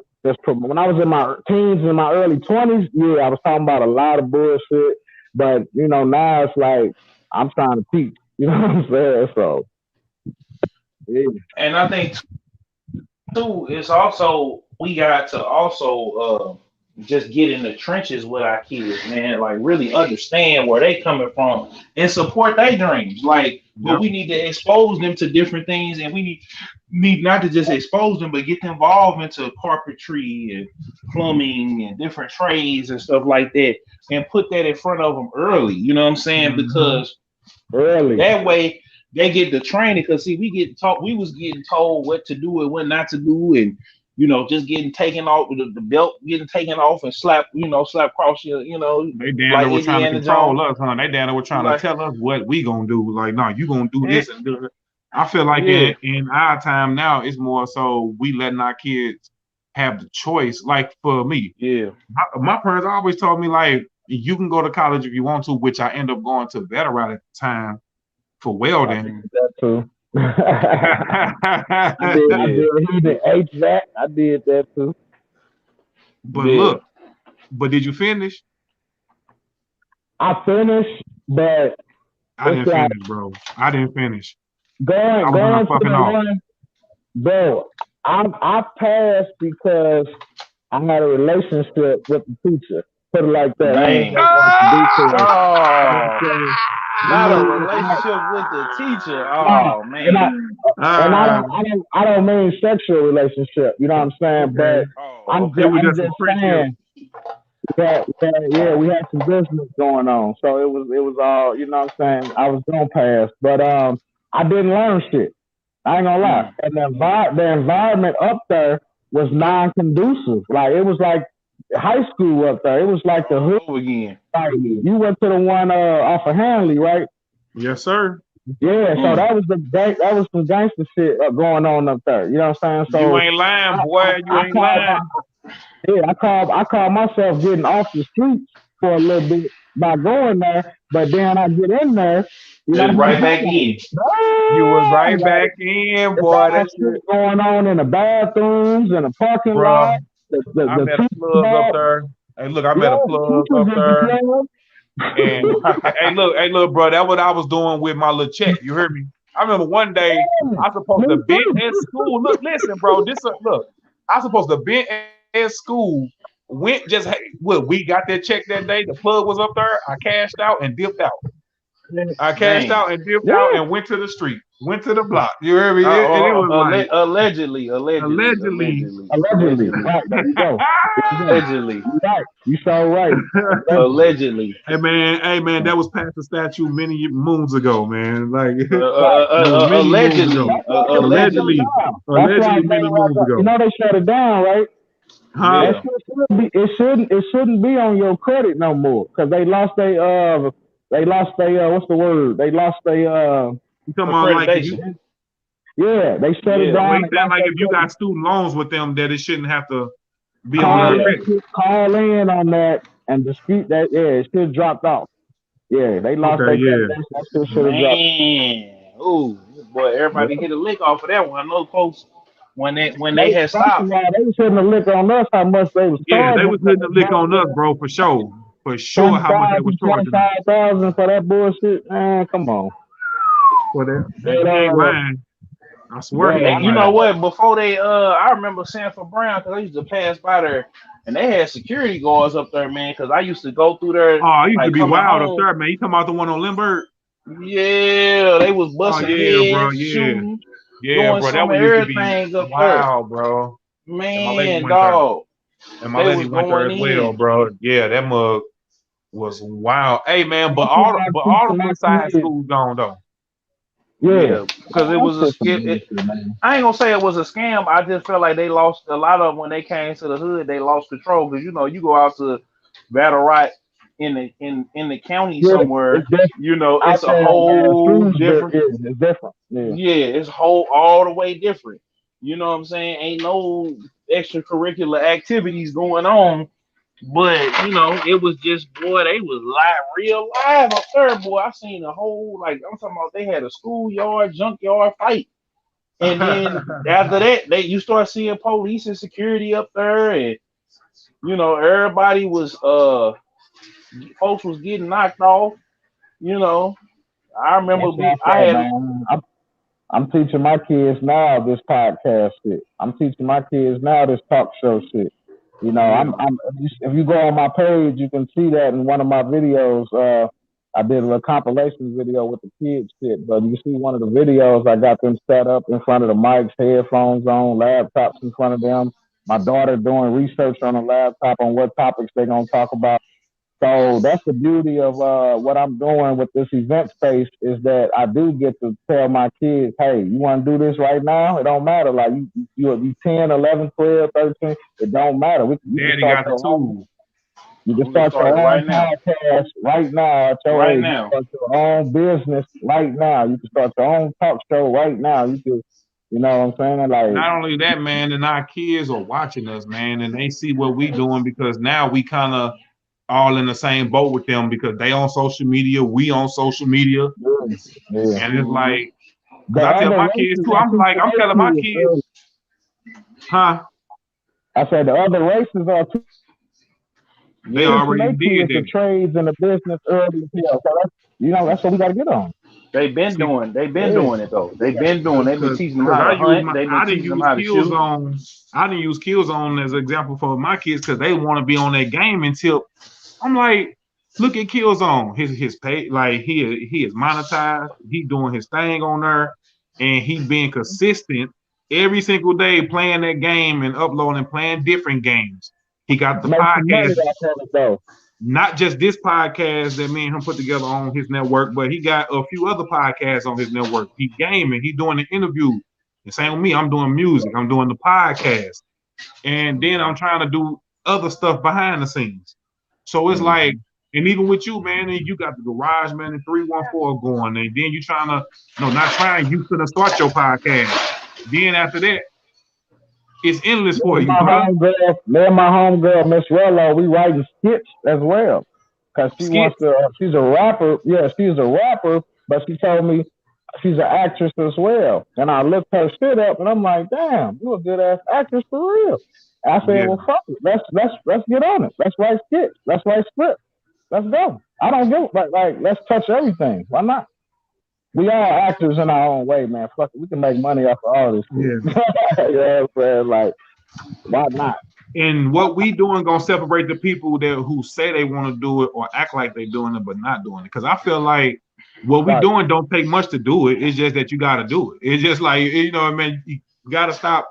At some point, you got to stop talking about it and dreaming about it, and you got to start actually walking in it. While others quit, stayed on our shit. Hey, boy, my man, just do it real quick. Yeah, you gotta just do it, man. Like I told you, you gotta just do it, bro. I like how you said with Zone with the gaming, because I told my boys the same thing. Like, the guy's gonna be fucking on this game like this. You know, make some money off this shit. Make some money off of it, bro. Yeah. I told my kids the same stuff. I showed them. I'm like, man, look at him. Like, he going every day, man. Y'all got to be consistently playing this stuff.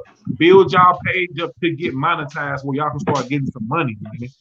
And then they young enough to where they can put they got everybody on in their class on their page. They gonna check it out.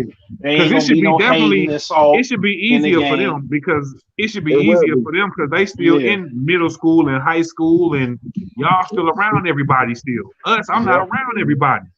Nope. I'm not around nobody no more like that for real. Yeah.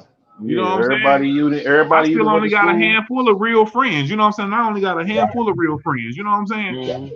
And only a small, maybe one or two of them from back then.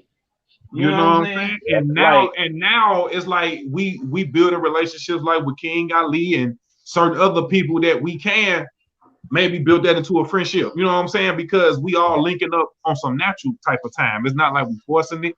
We all coming together naturally. And that's what I feel like. That's how I gotta be for stuff to work sometimes, man. It's like, man, just let stuff happen naturally, man. Just keep doing you and keep putting in your work. And then along the way, some people gonna really come that's gonna understand and that's gonna want to rock with you and help you and we gonna, man, make this shit work. Cause everybody ain't on that old, you gonna get your people that just want to come around just to come around, ain't really trying to help you, ain't trying to do, they just want to reap the benefits of what you doing. They just want to come down to the garage and chill. That man, I mean, and that's cool. Like if you're gonna pay to get in here, chill or something. But hey, how about you come down here and ask him, do he need you to hang up something on the wall, or do he need, or man, what can I help you with? Because sometimes, man, you can be an asset to somebody's team, man. I definitely say, I say to people a lot, man. Like one of my favorite sayings, "Am I my brother's keeper?" Yes, I am. I will. Yes, I am. Yeah, I mean, I will be. Now, you can't, some people taught me some hard lessons with that, but I will be that type of person to where. But do you? No, to where we can build your platform up without me necessarily having to gain something, or I can help you out with something, and I don't have to have this immediate, you know what I'm saying, reward from it. That's why we talk about genuine relationships. Hey, I need your help, bro. Can you pull up and help me? You know what I'm saying? Perfect example, man, is me and Killzone right now. Like his page is monetized and he got a lot more subscribers than me. But in the meantime, this helping him and this helping me. But you ain't mad at that on the low. You ain't spicy on the low. No. Feelings on the low. It's a good thing that his page is lit and mine is on the way to get lit. His page lit and mine is on the way to get lit. Right. So no, but just what you said though, some people be jealous and envious of that. Some people be, oh man, this nigga got all. I've had some people that I could tell felt some kind of way because I'm like the new kid on the block. You know what I'm saying? Doing certain things. You know what I'm saying? And they've been doing this for 5 years or 10 years, or they've been doing it longer than you. And now they mad because they already we got the same tools though, baby. We all got the same tools. They actually label themselves as gatekeepers, and I'm just like, why would you want that fucking title? Like you the person that's gonna block somebody from coming in, or you the person that's gonna, I can tell you, man, this shit, I've been seeing this politics for this shit, even in just me doing events. Man, look, I'm gonna tell you, man, call it what it is, man. These niggas be dick riding, man. Call it what it is. Not even that. Not even that. On, nigga. You know what it is, nigga. What we saying, man? Nigga, we want you to ride. I don't do that. Basically, I don't need. Basically, exactly. They want you to buy down. The most popular. I know you can't say it, though. I mean, but that's the thing. Niggas want you to ride tip though, bro. Niggas be want you to ride and all. Like, no, bro. I ain't for real. I'm gonna give you your praise to the bed breakdown. You know what I'm saying? But I give you your praise. I give you your salute. I give you your, you know what I'm saying? You've been doing this shit. You've been grinding good shit. So I don't mind upping my peoples, my brothers. You know what I'm saying? But the dick ride now, it is definitely a line when it comes to dick riding and shit. So it's like, because you got a bigger fan. It's not a form of transportation, man. It's not a form of transportation for us. We not going there. Nope. I'm cool, man. I never really wanted to be a part of the biggest, most populous clique anyway. I never was. Right. You know what I'm saying? So it just don't flow with my nature and my soul to even be a part of the glitz and glamour, and I go over there and suck his dick or her or whatever, and go be a part of the most populous clique. If you wanna stay in our clique, You gotta act like this and treat me like, you know what? Nah, you know what? I'm gonna find my people or for for me to get you to come over here and mess with me, you want me to be doing, you know what I'm saying? Like, nah, man. You want me to be at a certain level, or you want me to be doing something that's bigger, I guess, for you to come mess with me? Like, no, man. If you can't see the value in what we bringing already, where we at with it right now, then maybe you will see us when we get to wherever you want to get to. And hopefully by that time, we still, either we gonna rock with you or we ain't. Flat out. No, especially if I feel like you fronting on me. Exactly. I want to surpass you. I want to bury you. I want to stomp on you. Damn. That nigga said, for real. That boy say, if you front on me, I want to put you down. Exactly.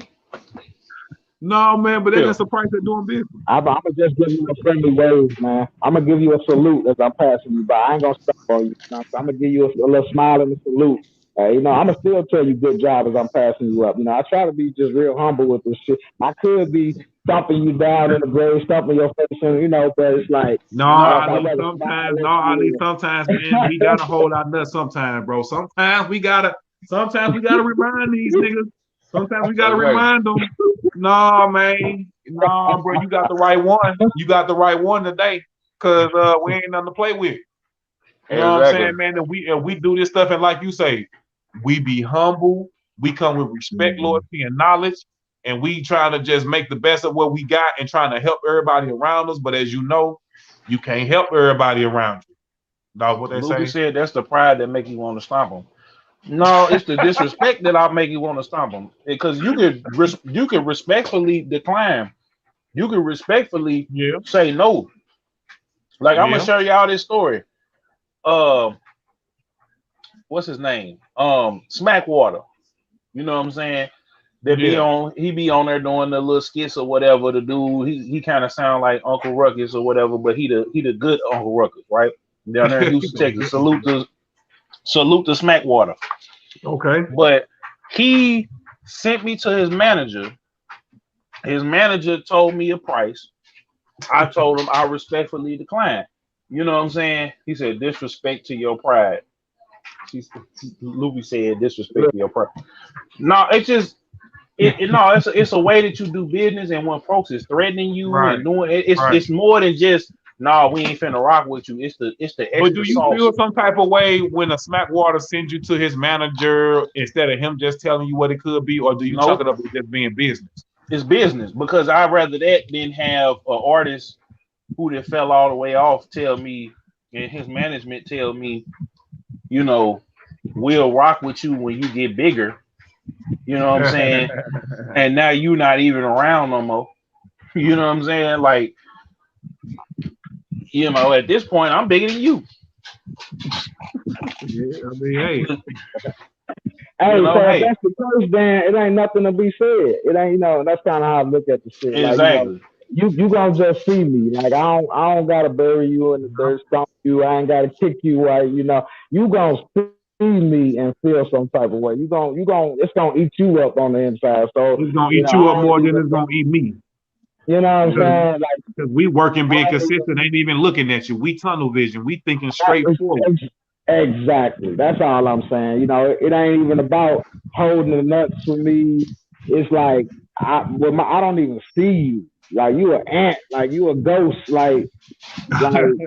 It's better. What they say, it's better to ignore a temper tantrum child, like, than to you feed them to it. Like, it's like, if you ignore this, they will stop, they will chill, they will relax. But people that's real cocky or arrogant like that, they want to be seen. They want to be talked about. They want you to start beef with them. They want you to any kind of publicity is good publicity to them. So it's like, I'd rather just, man, I don't even see you out.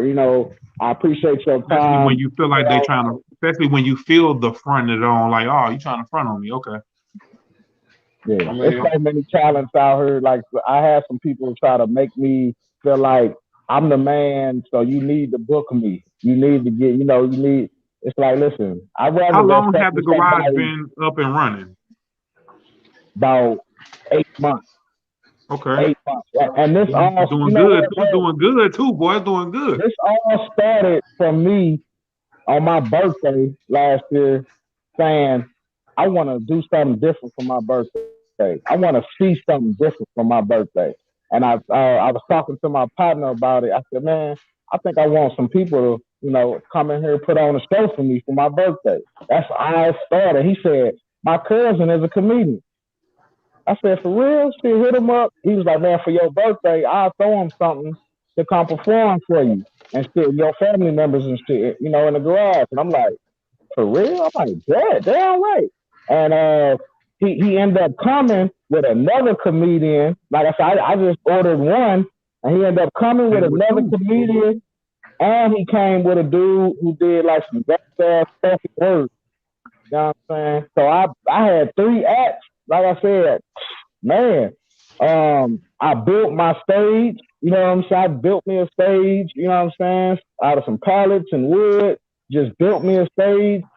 Bought me a Bluetooth speaker, a nice Bluetooth speaker with a microphone, and shit. That's all it was that. But then when I saw the people reaction, when I saw my family members reaction, my friends reaction off of what I set up, I was like, yo, oh. And then Stewie Chops, like, he was my partner at the time.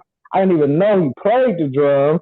So that's how much I wasn't on social media. He was like, I talked to him and I said, bro, if I can get some musicians in here or something, that'll be dope too. And he was like, bro, I play the drums, right? I'm like, nigga, what? For real? And he was like, bro, I'll bring my drum set in here. So him bringing his drum set in here, me ordering one comedian, and that comedian bringing some other guys. Shit, man, we plugged up some black lights and some colorful lights and shit. Put on the show. Everybody loved it. My family members, friends, everybody was like, this was such a good time. The comedian said, man, this is such a good time. I can't believe, we did this shit like this. And in the garage. In the fucking garage, because I got a big ass fucking garage. So it's like I just didn't turn this shit into a whole little lounge / studio / like I said, pretty soon I want to get studio equipment in here. Pretty soon, like I said, I wanted to where I ain't got to go to nobody for in-house everything. In-house everything. It's a studio. I can do off the Tyler Perry studio. I want to be a part of that. I want to be a part of that. Goddamn, be like, boy, that sounds good. Because like I told you, because like I told you, I see what you're doing in the vision, and I can see that being as big as Dame Dash Studio. We gonna get a bigger building. We definitely gonna get a bigger building. Yeah, because I see how Dame Dash you be in his studio with the big projector and the stage in the back, the band. And I'm like, man, that's hard. I'm like, and then I see what you had. I'm like, yeah, man, you mixing the comedy with the music, and you got the youth down there, the kids. Right, like I'm here, y'all. We got stuff going on in the house, so folks brought me that plate, so it was a you ain't lying moment right there. But he's over there eating, man. Man, I had look when you over here with your people and my dudes bring you a plate, you can't let that plate get cold now. I'm saying, man, but the creation of it all is a beautiful. Y'all gonna see the matching handprint. The creation of it all is beautiful. How it started off so naturally. It started off you just wanting to see something different on your birthday, and from there you just sitting back in the chair watching the show go down, thinking like, my wheels started turning. Yeah, that old bing hit you. That old bing. Hey man, like I can on do it. Something, you know what I'm saying? And that's exactly what you do. I've been throwing parties. I'm like, I just thought about it. I'm like, damn, I've been straight breaking the rules and throwing parties when I shouldn't have been and all this shit since I was 18. And if I would have just had somebody over me say, hey man, like you could have been turned this. I was in the military, bruh, and I was breaking the rules, throwing parties on the fucking military base. Allegedly.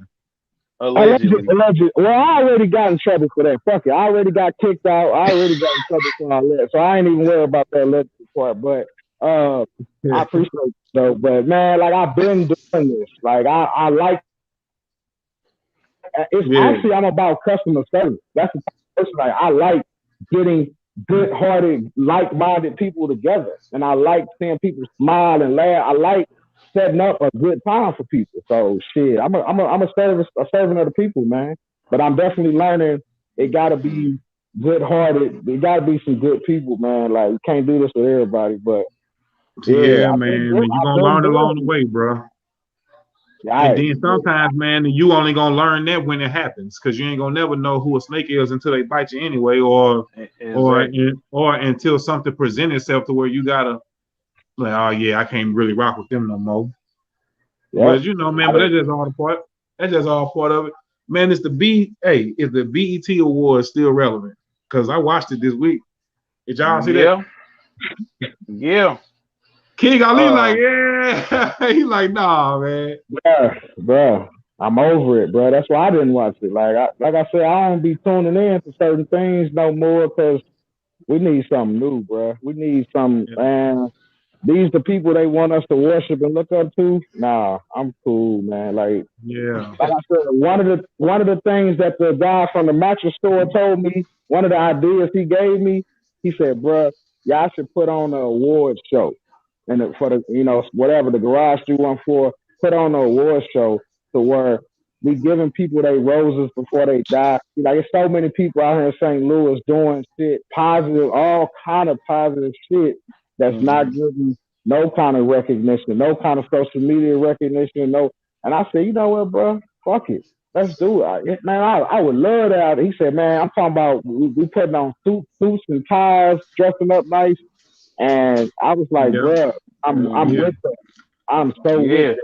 And you know what? Only person that I knew that ever did that before you, KingAli, that even mentioned that was Tony J. Rest in peace to Tony J. We lost him a couple years ago. He had cancer.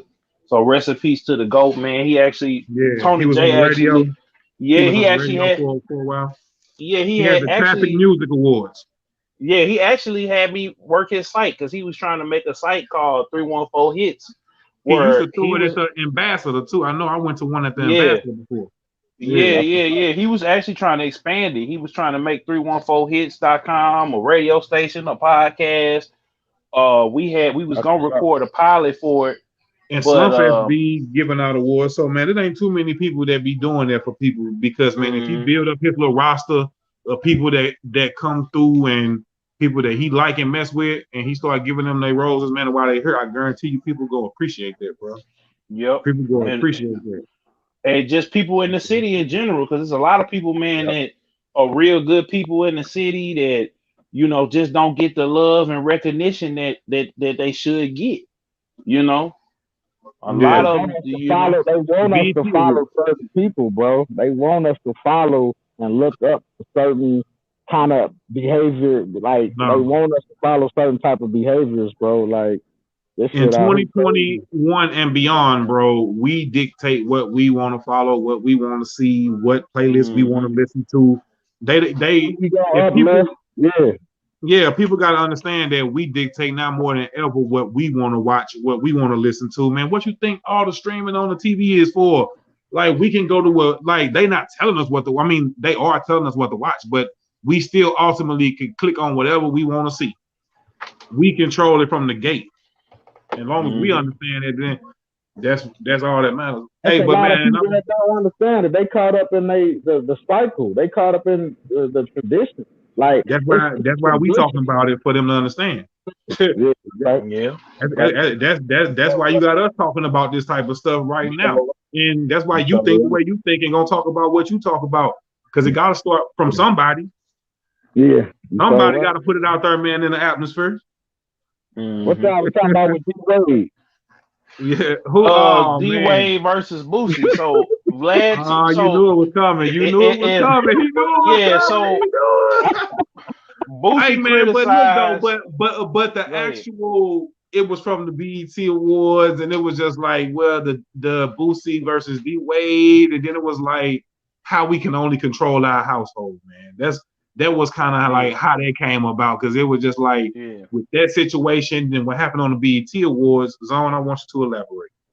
So, all right. So basically, with last year, Boosie and D Wade got into it, and basically, and even Mike Tyson's daughter flew to Louisiana and then flew to Atlanta looking for Lil Boosie. Like she pulled up at his house. That's why Mike Tyson put Boosie on that show, and he was kind of pressing him a little bit, but he just said, you know what I'm saying, because this really, you know what I'm saying, it really hurt his feelings. You good, Ali, man? You cool? I'm sorry. I'm good.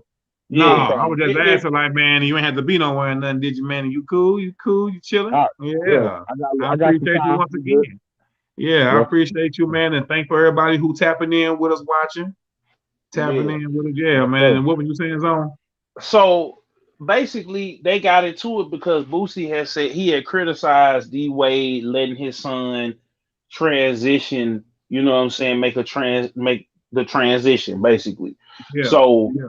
Fast forward, you know, everything with Lil Nas X was going on. You know, Lil Nas and by the way, man, the Dwayne Wade's son is doing it very well too, because them motherfuckers got money, so they can make him look exactly like Myrtle from motherfucking Family Matters.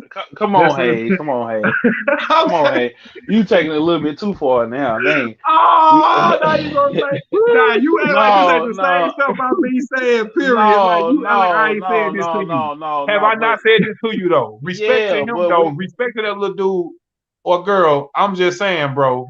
Yeah, it's funny, I mean, but yeah, I'm just saying, look, y'all. I'm just saying that, Zone, you don't have to be politically correct. No, I'm just saying. Hold on. Only reason why I say that. Let him say it, Ali. Let him say it. Hold on. Only reason why I say that, we mean no disrespect to nobody and nobody's gender or nobody.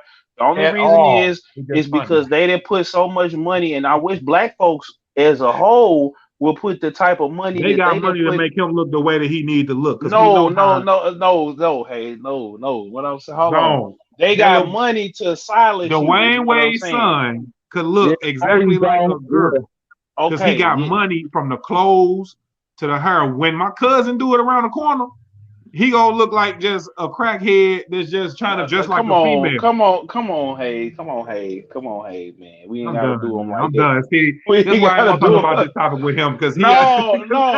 Look, I see what I'm saying. I see where you going with it, though. But I'm not disrespecting nobody though, man. I'm just saying that the fact that but I'm telling you, Dwayne Wade people got money to make him look the way that he want to look.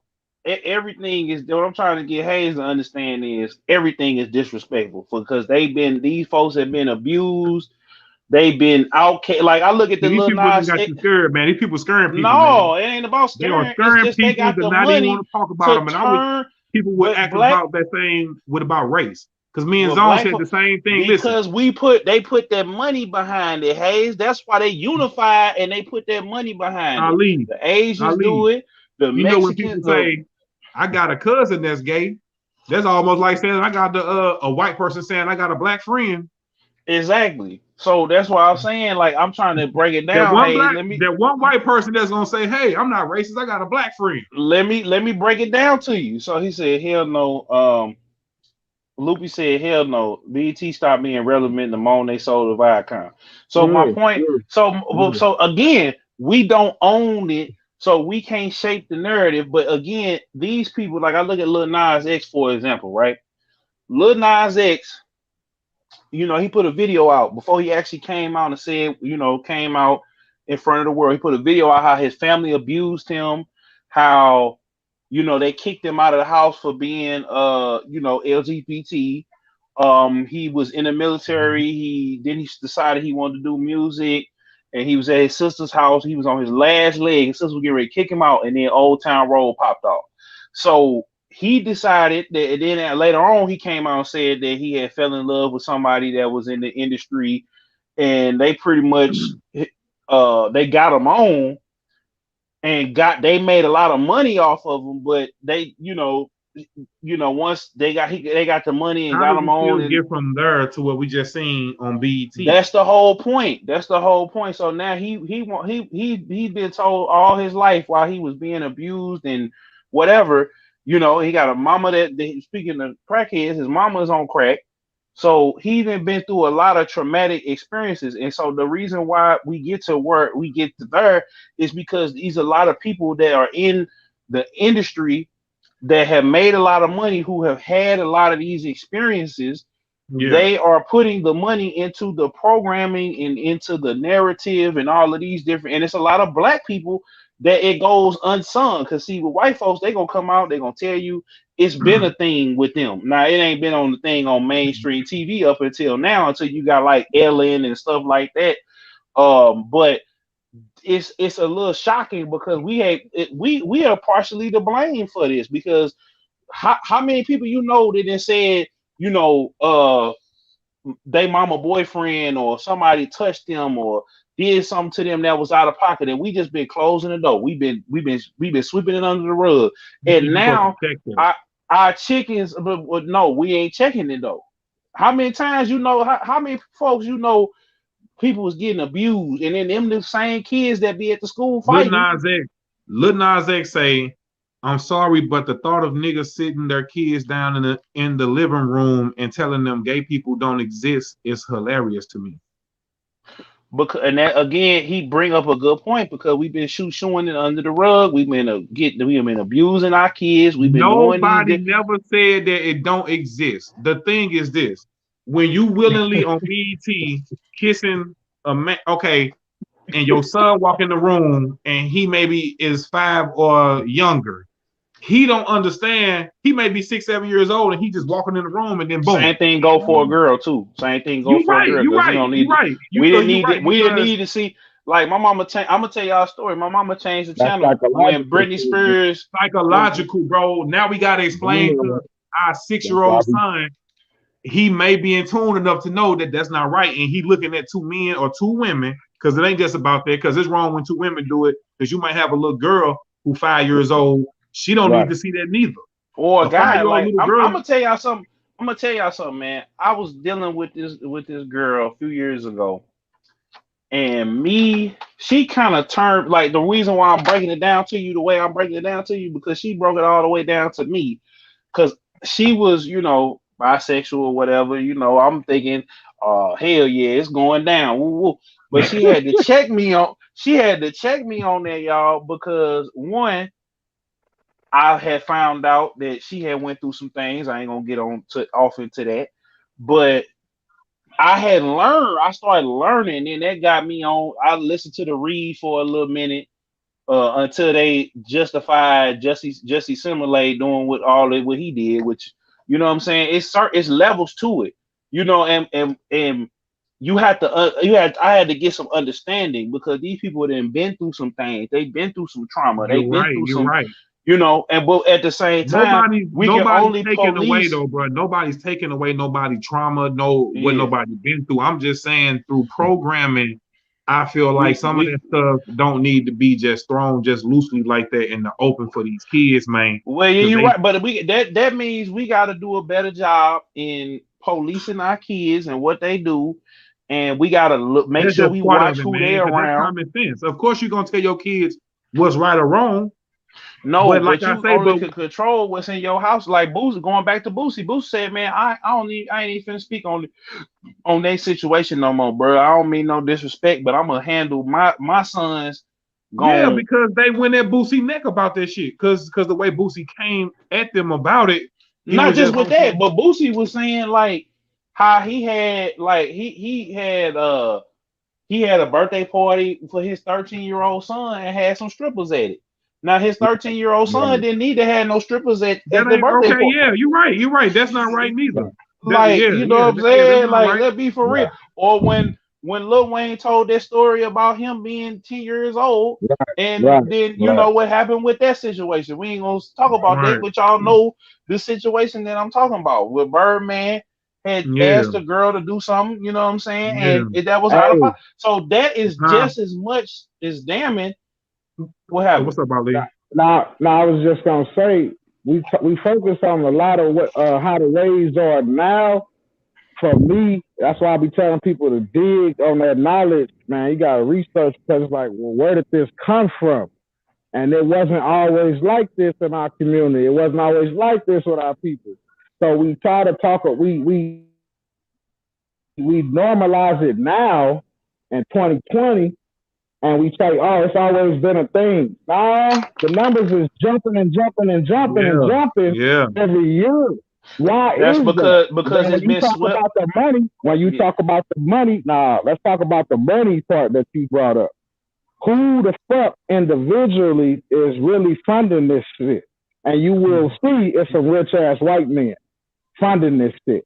Even if you go to the gatekeepers that's funding it too, that's black, but over them, it's some rich ass, top of the rich white people that's funding this shit. Then we got to go into why. Why are they doing that? Are they doing that because this is such a natural thing? Or are they trying to boost these numbers every year, increase these numbers, turn people out more and more and more, and make it normal and normal and normal? So, and it's hard to it's on household when it's all over the internet and all over the TV. And you got it. But again, I'm gonna show y'all. I'm gonna share a story with y'all. Because we're not around our kids, man, 24/7. So you're right. Yeah, so we can't control what our kids see. But at the same time, though, I'm gonna tell y'all the situation. We can only just tell them what's right or wrong and let them decide for themselves. I'm gonna tell y'all. But just willingly just throwing it on us like how they just did at the BET Awards, man. We all sitting there chilling, and then boom, there it goes. Right. But I'm gonna say this. The kids, yeah. I'm gonna say this though too. We didn't just like we saying that of course we don't want our kids seeing no sexual activity before it's time. You know what I'm saying? We don't even want to see them kissing on the Disney movie. You know what I'm saying? Because even a 5-year-old to see some sex on TV and be like, ugh, like I'm talking about between a man and a woman. Yeah. They still try to turn their head and stuff like that even then. Yeah. But my point is, we were hypersexualized back then. You know what I'm saying? Yeah, and we had, like I said with me, I had cable in my room, and one night I stayed up and saw some stuff I didn't need to see. You know what I'm saying? Like, didn't need to see. Then after he had a sock. Hey, look, man, he had a sock right next to him. No, man, it wasn't that deep. I was young. Come on, man. I was young. I ain't gonna tell you how old I was, but I'm just trying to tell you how that shaped, like I said, talking to my homegirl, how that shaped my sexual being. Because back then, I was probably like, oh, snap. You know what I'm saying? And then that old snap over the years turned into wait a minute, hold on, but evil seeds grow naturally. Like, it ain't just at the very top. It's happening in our neighborhoods, and it's happening. The women is getting abused, the kids is getting abused, and we ain't been talking about it. So we just got just as much part of to play in this as they do. You know what I'm saying? We got to look at it in both ears. When we got this, Boosie can't call D Wade and them foul, and you got strippers at the crib. Right. You know what I'm saying? Lord knows what else. That's all I'm saying is we can criticize. Okay, this is for what I'm saying, but it do say on the TV 14 or TV 17 or whatever. So we gotta start. We gotta start. And then right before that, Moneybag Yo was doing Waukesha. So we let our kids walk in there and hear him sing a love song to the cup. He talking about, man, this is my therapist. I'm gonna talk with the lean and all that. So we can't get mad. It's way worse stuff going on. It's way worse shit going on. It's a full circle. It ain't just a slice. We can't talk about just a slice. We're gonna talk about the whole cake. So yeah, Megan Thee Stallion up there twerk. So we'd just got through watching her twerk, and she was up there. Some of the music they make and some of the music that they making is to where, like, you don't want a little 5-6-year-old girl singing. My daughters watch that. Hell no, my daughters. Look at that. You say you ain't gonna let your daughters watch no Party Stallion and no Megan Thee Stallion.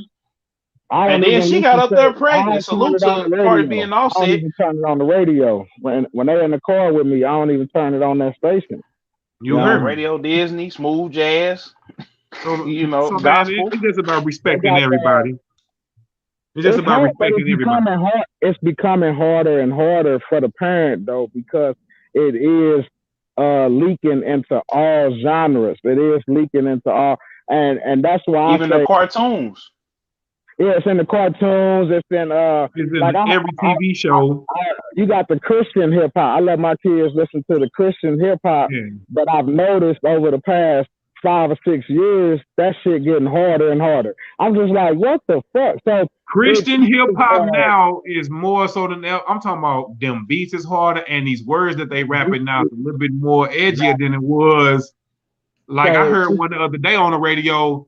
He gave a little bit of Juvenile back that thing up, but he didn't say to back the ass up. But it was like I got where he was going, and so he said like a little line, and it was like he came from that to doing what he doing now. So I get what he was kind of trying to. I get the message that he was saying, because back in the day, man, you had a lot of Christian rap. Well, it wasn't like, man, what's on you? You have like the praise and you had before that you had Jason from St. Louis, you had Flame from St. Louis, you had Thistle, you had Kirk Franklin them. Now you got the Lecrae's, the Bizzles, my dog Robert. The Christian radio station jamming so hard, man. I be listening to that sometimes because you get the same feeling, but just without the money. That's all, right. That's it. They telling it's getting bad because they telling the same hardcore street story now in they songs, to where they talking about they still talking about drugs, they still talking about guns, but then they just say at the end of the song, you shouldn't do that, God. So they I think that's some of the newer cats, but like. No, I'm saying the newer cats telling the whole story about selling drugs and doing this and man, some of that shit, man. Yeah, I mean, they telling the whole story. But they gotta give a story though, because they gotta like God on the hook. I mean, no, but they gotta give you the story to show. It sounds like you promoting it. It sounds like they promoting it. No, what I'm I don't saying, think it's promoting. It's the show. It's to me, the whole verse sound like promoting, and then the hook go into.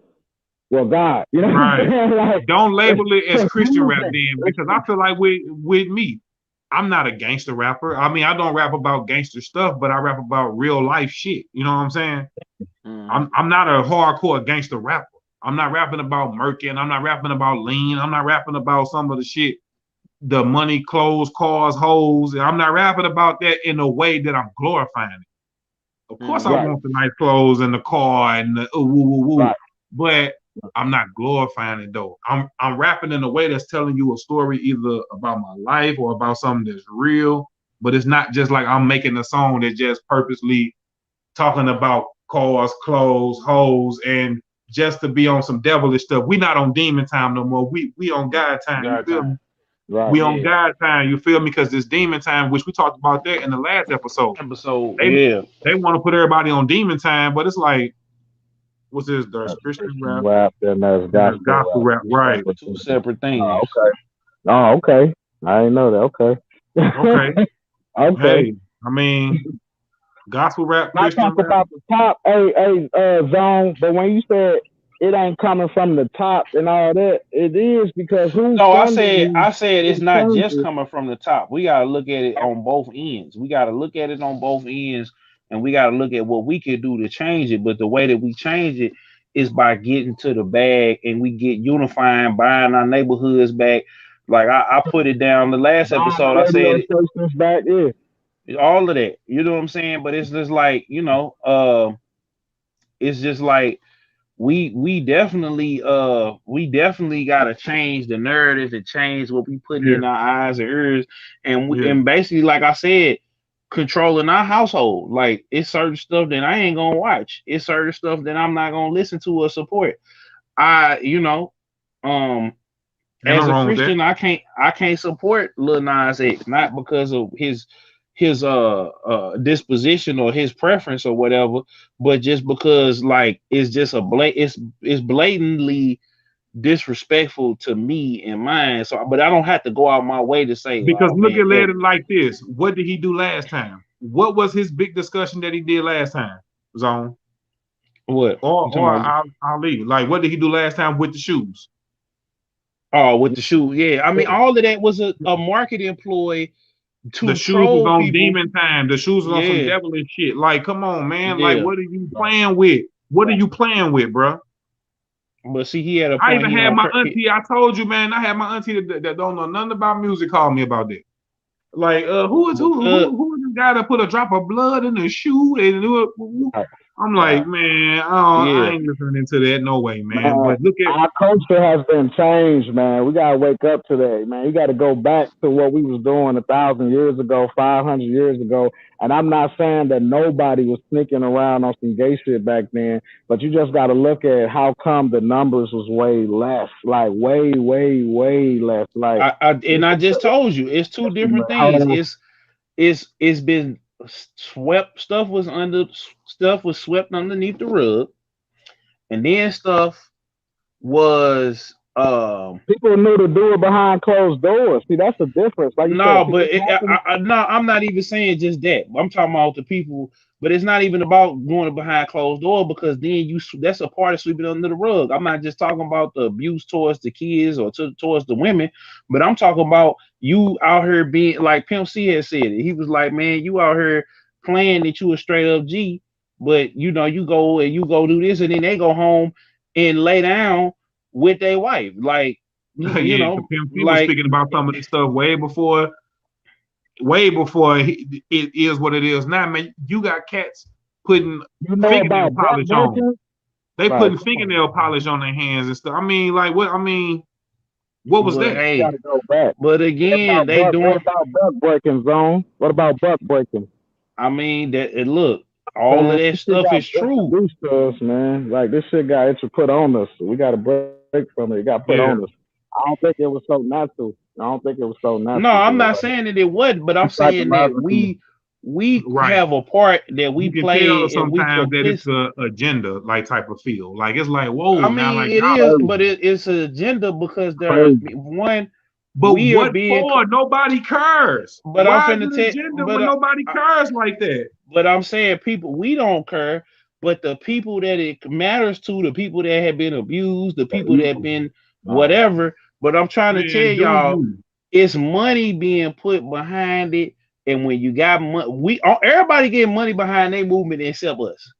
Because I ain't even worried about them and what they got going on. We still asking for reparations, huh?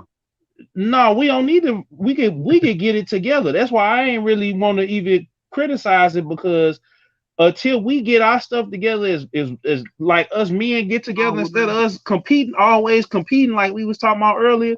We gonna have to all put our pride to the side and come together. And you know what I'm saying? They know we ain't gonna do that, so it ain't no sense of us criticizing the LGBT community. And we mean no disrespect. We may not, you know what I'm saying? But it's no sense of us criticizing or breaking it down or saying that, because we not doing what we need to do as black men and black women, and being in the, like, we can't even stay together as a couple. So as a heterosexual couple, I don't got a problem with nobody. I'm just saying that the moral of this story is y'all control your own household, and maybe you won't have a problem. Because I'm always tell mine what's right and what's wrong. What? Well, I'm gonna ask you this question. Let me ask you this question. This is gonna set the whole thing off.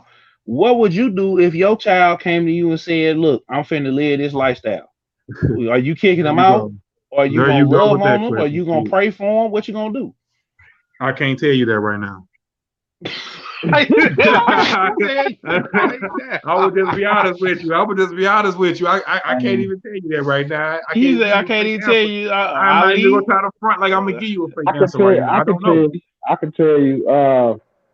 You know, I'm gonna be upset and frustrated because I do personally feel like it's an agenda. So I will be. I'm gonna be a little upset and frustrated that this agenda worked on my son, but at the end of the day, or daughter, or my daughter, you know what I'm saying? But at the end of the day, yeah, you're gonna have to pray for them, try to love them, you know, maybe give them some knowledge or some information. But if that's how they are set to, they got their minds set, and then ain't much you can do. Pray for them, try to give them some knowledge, information. You don't have to like it, you know what I'm saying? There you go. I'm gonna piggyback off your answer. Yeah, like, you're right. I ain't gonna like you might not like it, but you gotta deal with it, because you can't just It's still your son or your daughter, man, and what you gonna with. kick them out or be like, hey, I disown you for life. It's still your son and your daughter.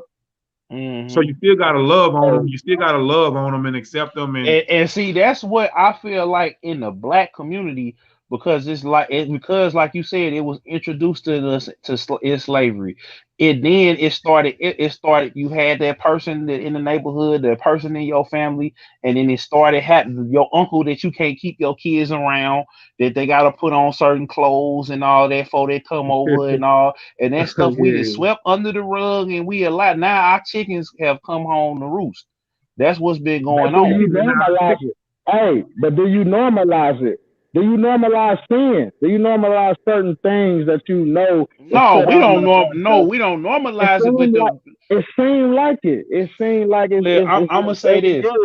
More and more, you know, like I'm gonna say this because it get normalized because we see it so much on TV. You hear it in the music. You see it in the movies. You see it in the music videos. It's always been like my little sister. Like it's always been like that. It's always been. No, it has been. Listen, sis. Like I had a whole argument with her, and it's because all of her life it's been normal. Yeah. You know, she's 21. So all of her growing up and all of her life it's been normal. So she's gonna go forward. She's gonna be more comfortable with it with her kids than me. Yeah. Like if that happened with her kids. I'm gonna say we grew up a certain way that we didn't see that when we grew up. Yeah, I didn't really see that. Yeah. Bizzle said we can't be set apart from the same world that we seek acceptance from. And then he said, stand with the Lord, even if you feel like you're the only one that's doing it. So that's what I say. So that's what I'm saying. Like we definitely can't worry about it. It might be normalized in front of our eyes, but we can't sit up here and worry about what everybody else got going on. We again, we can only control ourselves, control our household and ourselves. Yep. And so if you don't like it, don't watch it, huh? Or control your own shit. You feel me? Exactly. At one point, I took my kids out of school several times and homeschooled them before the pandemic. You know what I'm saying? Because I was disagreeing with so much shit they was learning and seeing every day in public school. You know what I'm saying? My daughter's learning about sex in the first grade. You know, before you even have the thought of talking to them. Before you even got a chance to even talk to them about it. You got a chance. Exactly. You can't. And that's all we saying, bro. Some of this stuff is before we get a chance to talk to our kids about it. Yeah. We might not be ready, but you can't shelter them. So I guess it's just a perfect timing type of thing. It's a timing type of thing. It's a timing. But it's you fucked either way. Because they shouldn't be you shouldn't have to have these conversations, and they what? Be thinking on 5 years old. So I'm gonna share something with y'all. I'm gonna share something with y'all. Situation. Go ahead, bro. When I was 8 years old, after they caught me in there on the HBO, my brother-in-law he came. I don't even know what it was. Look, we ain't even finna get into all that. Real sex. Man, that's that OG shit, bro. Only we remember that shit. Like that's crazy. Like only people our age gonna remember real sex. Like, look. It don't even matter. I'm gonna just tell you. Anyway, my brother-in-law came and talked to me, and he explained to me the birds and the bees. Then I go out of town. My mama and them told my auntie and my uncle, and so I get there, and the first thing we did, we ate, we sat down, laughed, whatever. He sat me down and was like, he was like, my uncle always called, he was all out there. He was like, son, so do you like girls or do you, I'm like, yeah. Okay, so my next question is, do you like girls or do you like dudes? No, he ain't asked me if I like dudes. He just asked me if I like girls. Right, because you like dude, you like. And I'm sitting there like, or what? Like, are you look like they did? Hey, look, all these like they did the universal sign, man. Everybody know what that is. You're like, man, you like girls or you? Yeah. So he asked me that, and he broke down. He said, and I told him, I said, I already got the talk. And he said, well, this is supposed to be between a man and a woman when you still a boy, right? And and I would bump my head here and there, coming up after this conversation. But what happened right after that, I went back home and I was with a babysitter, and her son and daughter was there. Now she didn't let her son or daughter date until they got grown and went to college. So the daughter, she would wait till the son, her brother, go to sleep or whatever, or be in the other room, or he would sneak out or whatever to go play outside while his mama was gone because she had to take the bus. So we knew it was gonna be a couple hours till she got back. So he would go out there and play on the front, and we'd be in there. So she'd be like, "Come here." So we go in the little hallway of their apartment. The babysitter told you to come here? Yeah. And I ain't gonna get into what it. I ain't gonna get into you. No, I'm saying we ain't gonna get it. It didn't get that far, but it was inappropriate. So my point is, that's how I got taught. I feel you on this story. That's how I got taught. So my point is, you see how that, but I knew what was going on. I never said nothing because her mama was gonna beat the living crap out of her. You know what I'm saying? Like I knew this because like she would beat her son so bad that it was like you felt like he was getting treated like a dude on the street, and she was just like she was borderline abusing him. So I do to keep my mouth shut, and I didn't tell my people for some years, but I shared this story a couple times on this platform to say that it was wrong all the way through. You know what I'm saying? And until I got older and realized the stuff that I was doing and getting into and stuff like that, and until I got with my homegirl who had a way worse situation, I started to understand that as men, like man, I was gun ho on trying to have a threesome, gun ho, like hey, like I'm hitting her like. Yo, my birthday, and she, we been out, and then we would be out laughing, drinking, talking, whatever, and she like, yeah, I'm gonna get. Then she, next day, like, nah, boy, stop, But then she actually broke it all the way down to me, and I was like, okay, then I did my research. So I feel like we got to start doing the research as far as understanding each other to see where like Ali has said, because until we understand that, we won't promote. Because if you certain people fathers or brothers like, yeah man, you need to be trying to get your game tight enough to where you get two of them, man. But if we gonna criticize, if we gonna criticize men, my son 12 and he might still say little stuff about girls, and I'd be like, boy, you don't need to worry about that, man. Worry about your school right now, man. Right, exactly. Like, you don't need to worry about that right now. Yeah. Exactly. Yeah, but they hearing it though. Yeah, right. So it's like they've been hearing it, they've been seeing it. They got these phones now, because back in the day, you had to wait till 12, 1 o'clock in the morning. BET Uncut 3 in the morning. Like it was a different world back then, man. And stuff moving so fast now, man. And just like you hit it on the nose, man. When you say we can only control our household.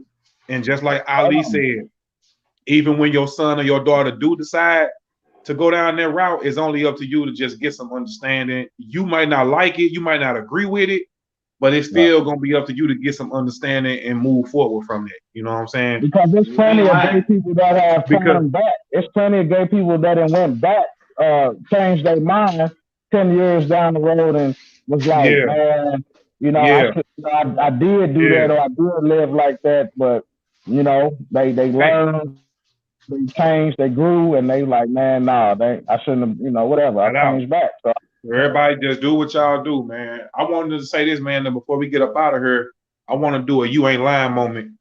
So Ali, so basically a you ain't lying moment is something that just happened to you that maybe somebody won't believe, or something that just happened that was a good moment in your life that you can remember that you will want to share with people. So I'm gonna kick this one off on. Okay, so since we on the 4th of July coming up, my you ain't lying moment gonna be back. Man, I know I was a teenager for sure, probably about 13, something like that. But I remember seeing Ali from the St. Lunatics at the firework tent over there in Alton, with a trunk full, a backseat full, whole car full of fireworks. He was riding in the motherfucking Infinity, I think. And it was just for me. I knew who he was, and me seeing him coming out with all the fireworks. And I even think we asked him, like, man, what you been doing with all those? He was like, he finna go to his neighborhood with him and just give them out to the neighborhood and stuff like that, and just let people just pop them or whatever. Mm-hmm. And then, man, he had signed like a little dollar bill for me and stuff like that. Like, so that was just a memory that stuck in my head. I was like, man, I can't wait till I get on where, man, I can go buy fireworks for everybody in the hood. Like, that little moment kind of motivated me to be like, man, I can't wait till I can do that same thing, man. Come on, for buy all these fireworks and go back to the hood and just give them out to everybody and just sit back and everybody have a good time, man. But that was my You Ain't Lying moment, man. And when I seen Ali from the St. Lunatics at the firework tent with a gang of fireworks for the hood. Kills on and you ain't got a You Ain't Lying moment? Well, my You Ain't Lying moment, hey man, so y'all know Charleston White, right? Yeah, you talking about the dude that Charleston White, man, he be on Say Cheese and Glad. He be on YouTube, man. He be just causing like a lot of controversy from saying some wild stuff. Yeah, man, like this dude, and he is a guy, you know, that was really in the trenches and was really outside with it at a young age, like not having a father. And he had took this dude, he had joyriding with his friends. He had like took this dude out, stole this car, and they went to jail behind it. But he had rehabilitated. When he got out, he started changing his ways. He slowly but surely started changing his ways. And down there in Dallas, but his claim to fame has been criticizing the rap game and criticizing rappers, you know, criticizing the street culture and stuff like that. So I'm playing Call of Duty, man. I just got through watching listen to a new interview. He do interviews like songs, bro. They be asking him some questions and he just come with off the wall stuff. Yeah, and I was playing Call of Duty, and them said the real Charleston White has invited you into a game. And I was sitting there like, what? And I ain't even had my Warzone downloaded. I was like, damn. What did you say to him for him to even? I don't even know how he found me. You sure it was his own? Because he was just saying that he wish he would buy his kids a PS5.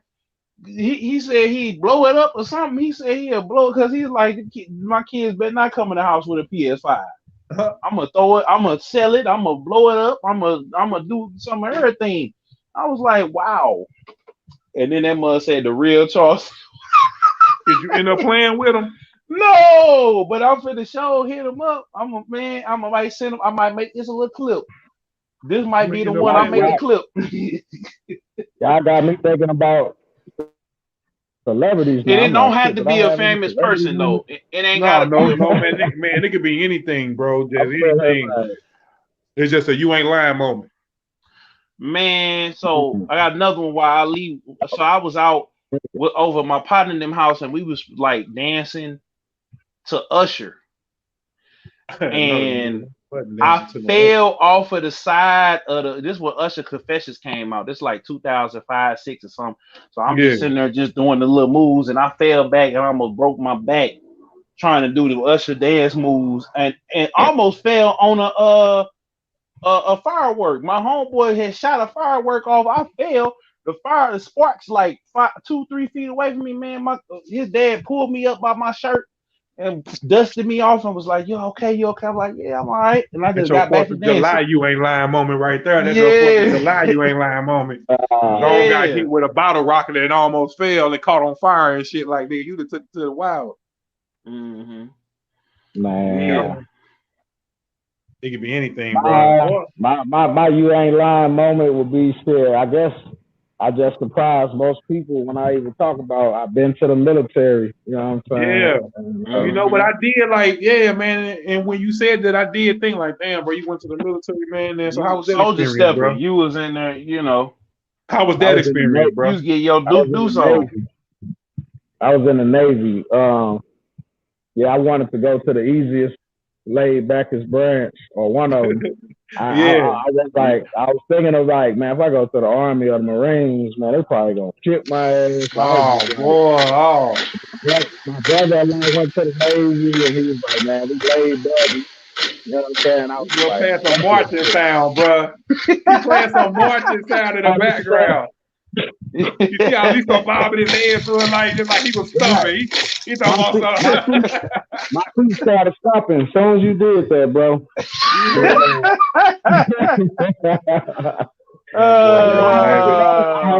I had to be they called that position the A-Rock. You had the R-Poc and the A-Rock. And then one of the guys was off to the side of the unit marching in the front. He got the sword. He like the little leader. And then the guy in the back was off to the side. He basically singing cadence to keep everybody in step. Yeah. So that was my position in boot camp, was to the R-Poc or whatever, standing off to the side in the back, and I had to sing the 1, 2, 2, 2, 1, 2, 2. So you had to sing that. My brother had a marching step. That's crazy that I was singing in there. Yeah, I mean, the military experience, I tried to get out of St. Louis. You know, I was just trying to get out, trying to do something different. Yep. And rushed off and did that. And it was like going off to college in another state. You know what I'm saying? It was some crazy, wild times, a lot of party, like good times. I got to meet a lot of people from different states all over the world. Yeah. I mean, I got to learn some different political shit. Like, I got to learn some shit that I'm just like, I can't believe this going on. Keyword for today's episode is something different. Yeah, there you go. Something different. These niggas, we got to get our mind on something different, bro. Man, we got to. Please. You know what I'm saying? It's like I said, as a parent, I felt times of helplessness. I felt times of so much frustration because you try to control your household as much as possible. But with them turning everything into technology in your household, it's just like your kids can touch anything, reach anything. My 15-year-old son is a hacker. So no matter how many times I try to stop him, he's a fucking damn near genius, and he's a hacker. He can get around shit. He knows technology better than me. So yeah, it's a lot of shit I put blocks on and restrictions on, and figure out how to get around it. You know what I'm saying? Like that's next level. He said that's next level. Yeah, then when they go to school, you got rules in your house, but if they at school 8 hours a day, they're getting most of their influence every day. They're not even around you 8 hours a day, unless it's maybe. So that's where they get most of their influence from. You don't even have to buy them a cell phone. They can go to school, hop on their friend's cell phone. You know what I'm saying? So yeah, shit, it's crazy, man. We got to make a change, man. I'm praying for it. I'm realizing it more and more. My youngest son just turned 6. We let him go to kindergarten. I don't know about first grade, man. Like, I'm already seeing change. I'm already seeing changes in his behavior from him just watching these cartoons. I'm already seeing him like it's crazy, man. But I'm more aware now. I'm more awake and more aware now than I've ever been with any of my other previous kids. So, but it's hard because, like you say, you gonna be a hermit? What you gonna go live in the woods? What you gonna do? You know what I'm saying? Like, so you feel that helplessness, like, well, what the fuck can I do? Like, I ain't got no choice but to talk to them about it early or whatever, put them around it. I don't want them to be super. A lot of people ask me, what do you do for your kids' social skills when I took them out of school? And I was like, I ain't fucking worried about social skills. The social skills out here is fucked up in the world. You heard out here is fucked up. The influence is gonna learn that anyway. So, yeah, they're gonna learn it. They can watch TV and learn that. They can watch movies and learn that. So I wasn't really worried. I wanted, the Jewish people take their kids out of school at 12 years old. They take their kids out of public school. The ones that Orthodox, the ones that's really super duper black hat, big beard, they take their kids out of public school at 12 years old, and you're not going back. and we're going to educate you on our history and our culture and our knowledge and put you on game and talk about it, bro. A lot of shit I was doing. A lot of the black community was looking at me like I was crazy. A lot of the black community was like, "What are you doing?" Like I'm punishing. I always said it start from home, bro. It start from home because I'm like you, man. Even with my little one, it's like, man, we got to start teaching them now before they even go to where they going. Because, like you say, they finna be there for 8 hours already. That's if you want your kids to go to school, and then when they go to school, they got their friends in there, so they ain't really paying attention. Some of the stuff they teaching ain't really our culture, so it's like they not really interested in that already. Yeah. So it's like they only caring about going to PE and lunchtime and leaving this mug. But in between, this social studies you trying to teach us ain't learning about this white man I don't know nothing about, or y'all up here. So man, I get definitely what you're saying, man. But the only thing about technology that I love is that I tell my daughters and them, like my daughter says she want to be an astronaut when she grow up. So the only thing I like about technology nowadays is that I'm telling my kids, hey, go learn it right now. Go and look it up on YouTube. You don't have to wait don't wait to college. You don't have to wait to fucking college. Go learn it right now. At 11 years old. He said that they don't want to be around their kids. They don't want to be around their kids. Who us? Who we talking about? Nah. I guess he just talking about people in like not us, other communities. But other communities. Well, he might elaborate. I'm thinking he meaning some people don't want to be around their kids. And that's a she. That statement about what he said kind of made me just think like some people don't want to be around their kids, maybe meaning so the parents, whether it's one or two, may be concerned with going club hopping or may be concerned with doing other stuff besides being around their kids. No, not even that. Not even that. House. No, she was talking about the Jewish people don't want us to be around their kids. That's what. Yeah, they don't want us. They take them out of the school. They take their kids out of school so they don't be around our kids. Well, our kids ain't around that in no way. Most of our kids go to a dominant black school anyway. So it ain't. But yeah, man, this another classic episode right here, man. Or being like you said, being taught by the system. That's what I was finna say. That's all that is. Yeah, man, I appreciate KingAli, Stewie Chops, the Garage 314. I appreciate y'all brothers, man, and we gonna keep building, man, from here, man. And just know, man, whenever you want to slide over here, talk about whatever you got going on, brother, you can, brother. You hear me? Whatever you got going on, you want to come back and just drop in for a second and pop back out, you're welcome to do that, man. I appreciate that, man. Y'all fans out there watching, go follow the Garage 314 on Instagram. You know what I'm saying? The Garage 314 at gmail.com.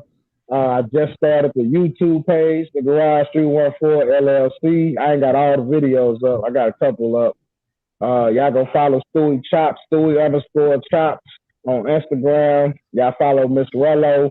See another, like I said, female counterpart. Me and Miss Rello are actually doing, we're going to drop a flyer probably today or tomorrow called Monday Mixes. Where we going to let the people know from this flyer once we drop it on Instagram that every Monday we're going to be playing, we're going to be on some DJ shit, playing local artists, you know what I'm saying? I hope we don't get too much slack from that. We ain't trying to do no competition, no beef shit, but no, man, it's bro, we supporting that, bro. We supporting that, bro. So, I'm supporting Thank y'all, man. I appreciate the hell out of y'all, man. Thank you for the love. Likewise, sir. When you ready, come check out, come see the space. Come see what you can do. I told you, man. I will be there, but I'm just gonna be doing something that day. I told you, man, I'm gonna be making my little move, but next time, man, I'm there next one, bro. No doubt. Yeah. You already know, bro. And I'll be out of town next week. But we definitely gonna slide through there for sure. Man. We already locked in, bro. You ain't gotta worry what you doing. I'm supporting from here on out, and I know it's gonna be like that with you, bro. I just want us to just keep it going. Let's just keep building and just being an example, setting an example for people around us too. Because all three of us and everybody who with us already, we already thinking alike and we already like-minded. but let's start bringing more people in and let's make this shit bigger than what it could be. Anything's on you want to get out? Man, y'all already know, man. You Ain't Lying podcast every Wednesday at 6 p.m. Well, I say Thursday. Every Wednesday at 6 p.m. Central Time. Y'all get it by any means. You know what I'm saying? And Beats and Bits podcast on Friday, 9 p.m. You know what I'm saying? And Just Do It by CMW Hayes all right now. While others quit, stayed on our shit. The time is now. Notice on the door, landlord trying to kick me out. Back against the wall, I still keep a smile. Do it. Do it. Do it. Just do it. Whatever it is, do it. Do it. Do it. Just do it. Whatever it is, do it. Do it. Do it. Just do it. Whatever it is, do it. That's good. And on me, I ain't lying out on all platforms. That's what I tell them. And I just dropped a new one today. On Me, I Ain't Lying on all platforms. Y'all go check that out. CMW Hayes, On Me, I Ain't Lying. Y'all can go to my CMW Hayes topic page on YouTube or wherever you get your music at, man. Just like that. Hey, man, I appreciate all. Hey, man, I appreciate all y'all for watching, man. Y'all know what it is. You Ain't Lying podcast. Y'all meet us right back here next Wednesday at 6. Same time, same place. We going to put it down the way we do, giving y'all that barbershop talk. I'm your guy, CMW Hayes. My co-host, DJ Killzone Jones. Our special guest, KingAli, Stewie Chops. The Garage 314. Hey, and bro, plug that show. Hey, that show y'all got in July, man. Tell them July 9th, man, is going down, man. Y'all better tap in with my boy, man. Tap in, going down, man. Y'all know what it is. These open mics ain't doing these ciphers like this no more. Y'all want to check in July 9th, spit bars, spitting comedies. Come buy a ticket, man. Come through, check us out, man. Yeah. We're gonna do interviews during it as well. So I want the people to get to know the artist a little bit more. So we're gonna do like 5-minute interviews. So yeah, that's it, man. Yeah. Appreciate y'all. So just like that, we out. We gone. For the fam, get it by any means. Going Jordan, rocking 6 rings. Blue Gang 12s on Montclair lounge pants. With a white tee round my neck, good Jesus peace. Building like Noah's Ark, they ain't wanna believe in me. Give me some time, but it's blowing up like TNT.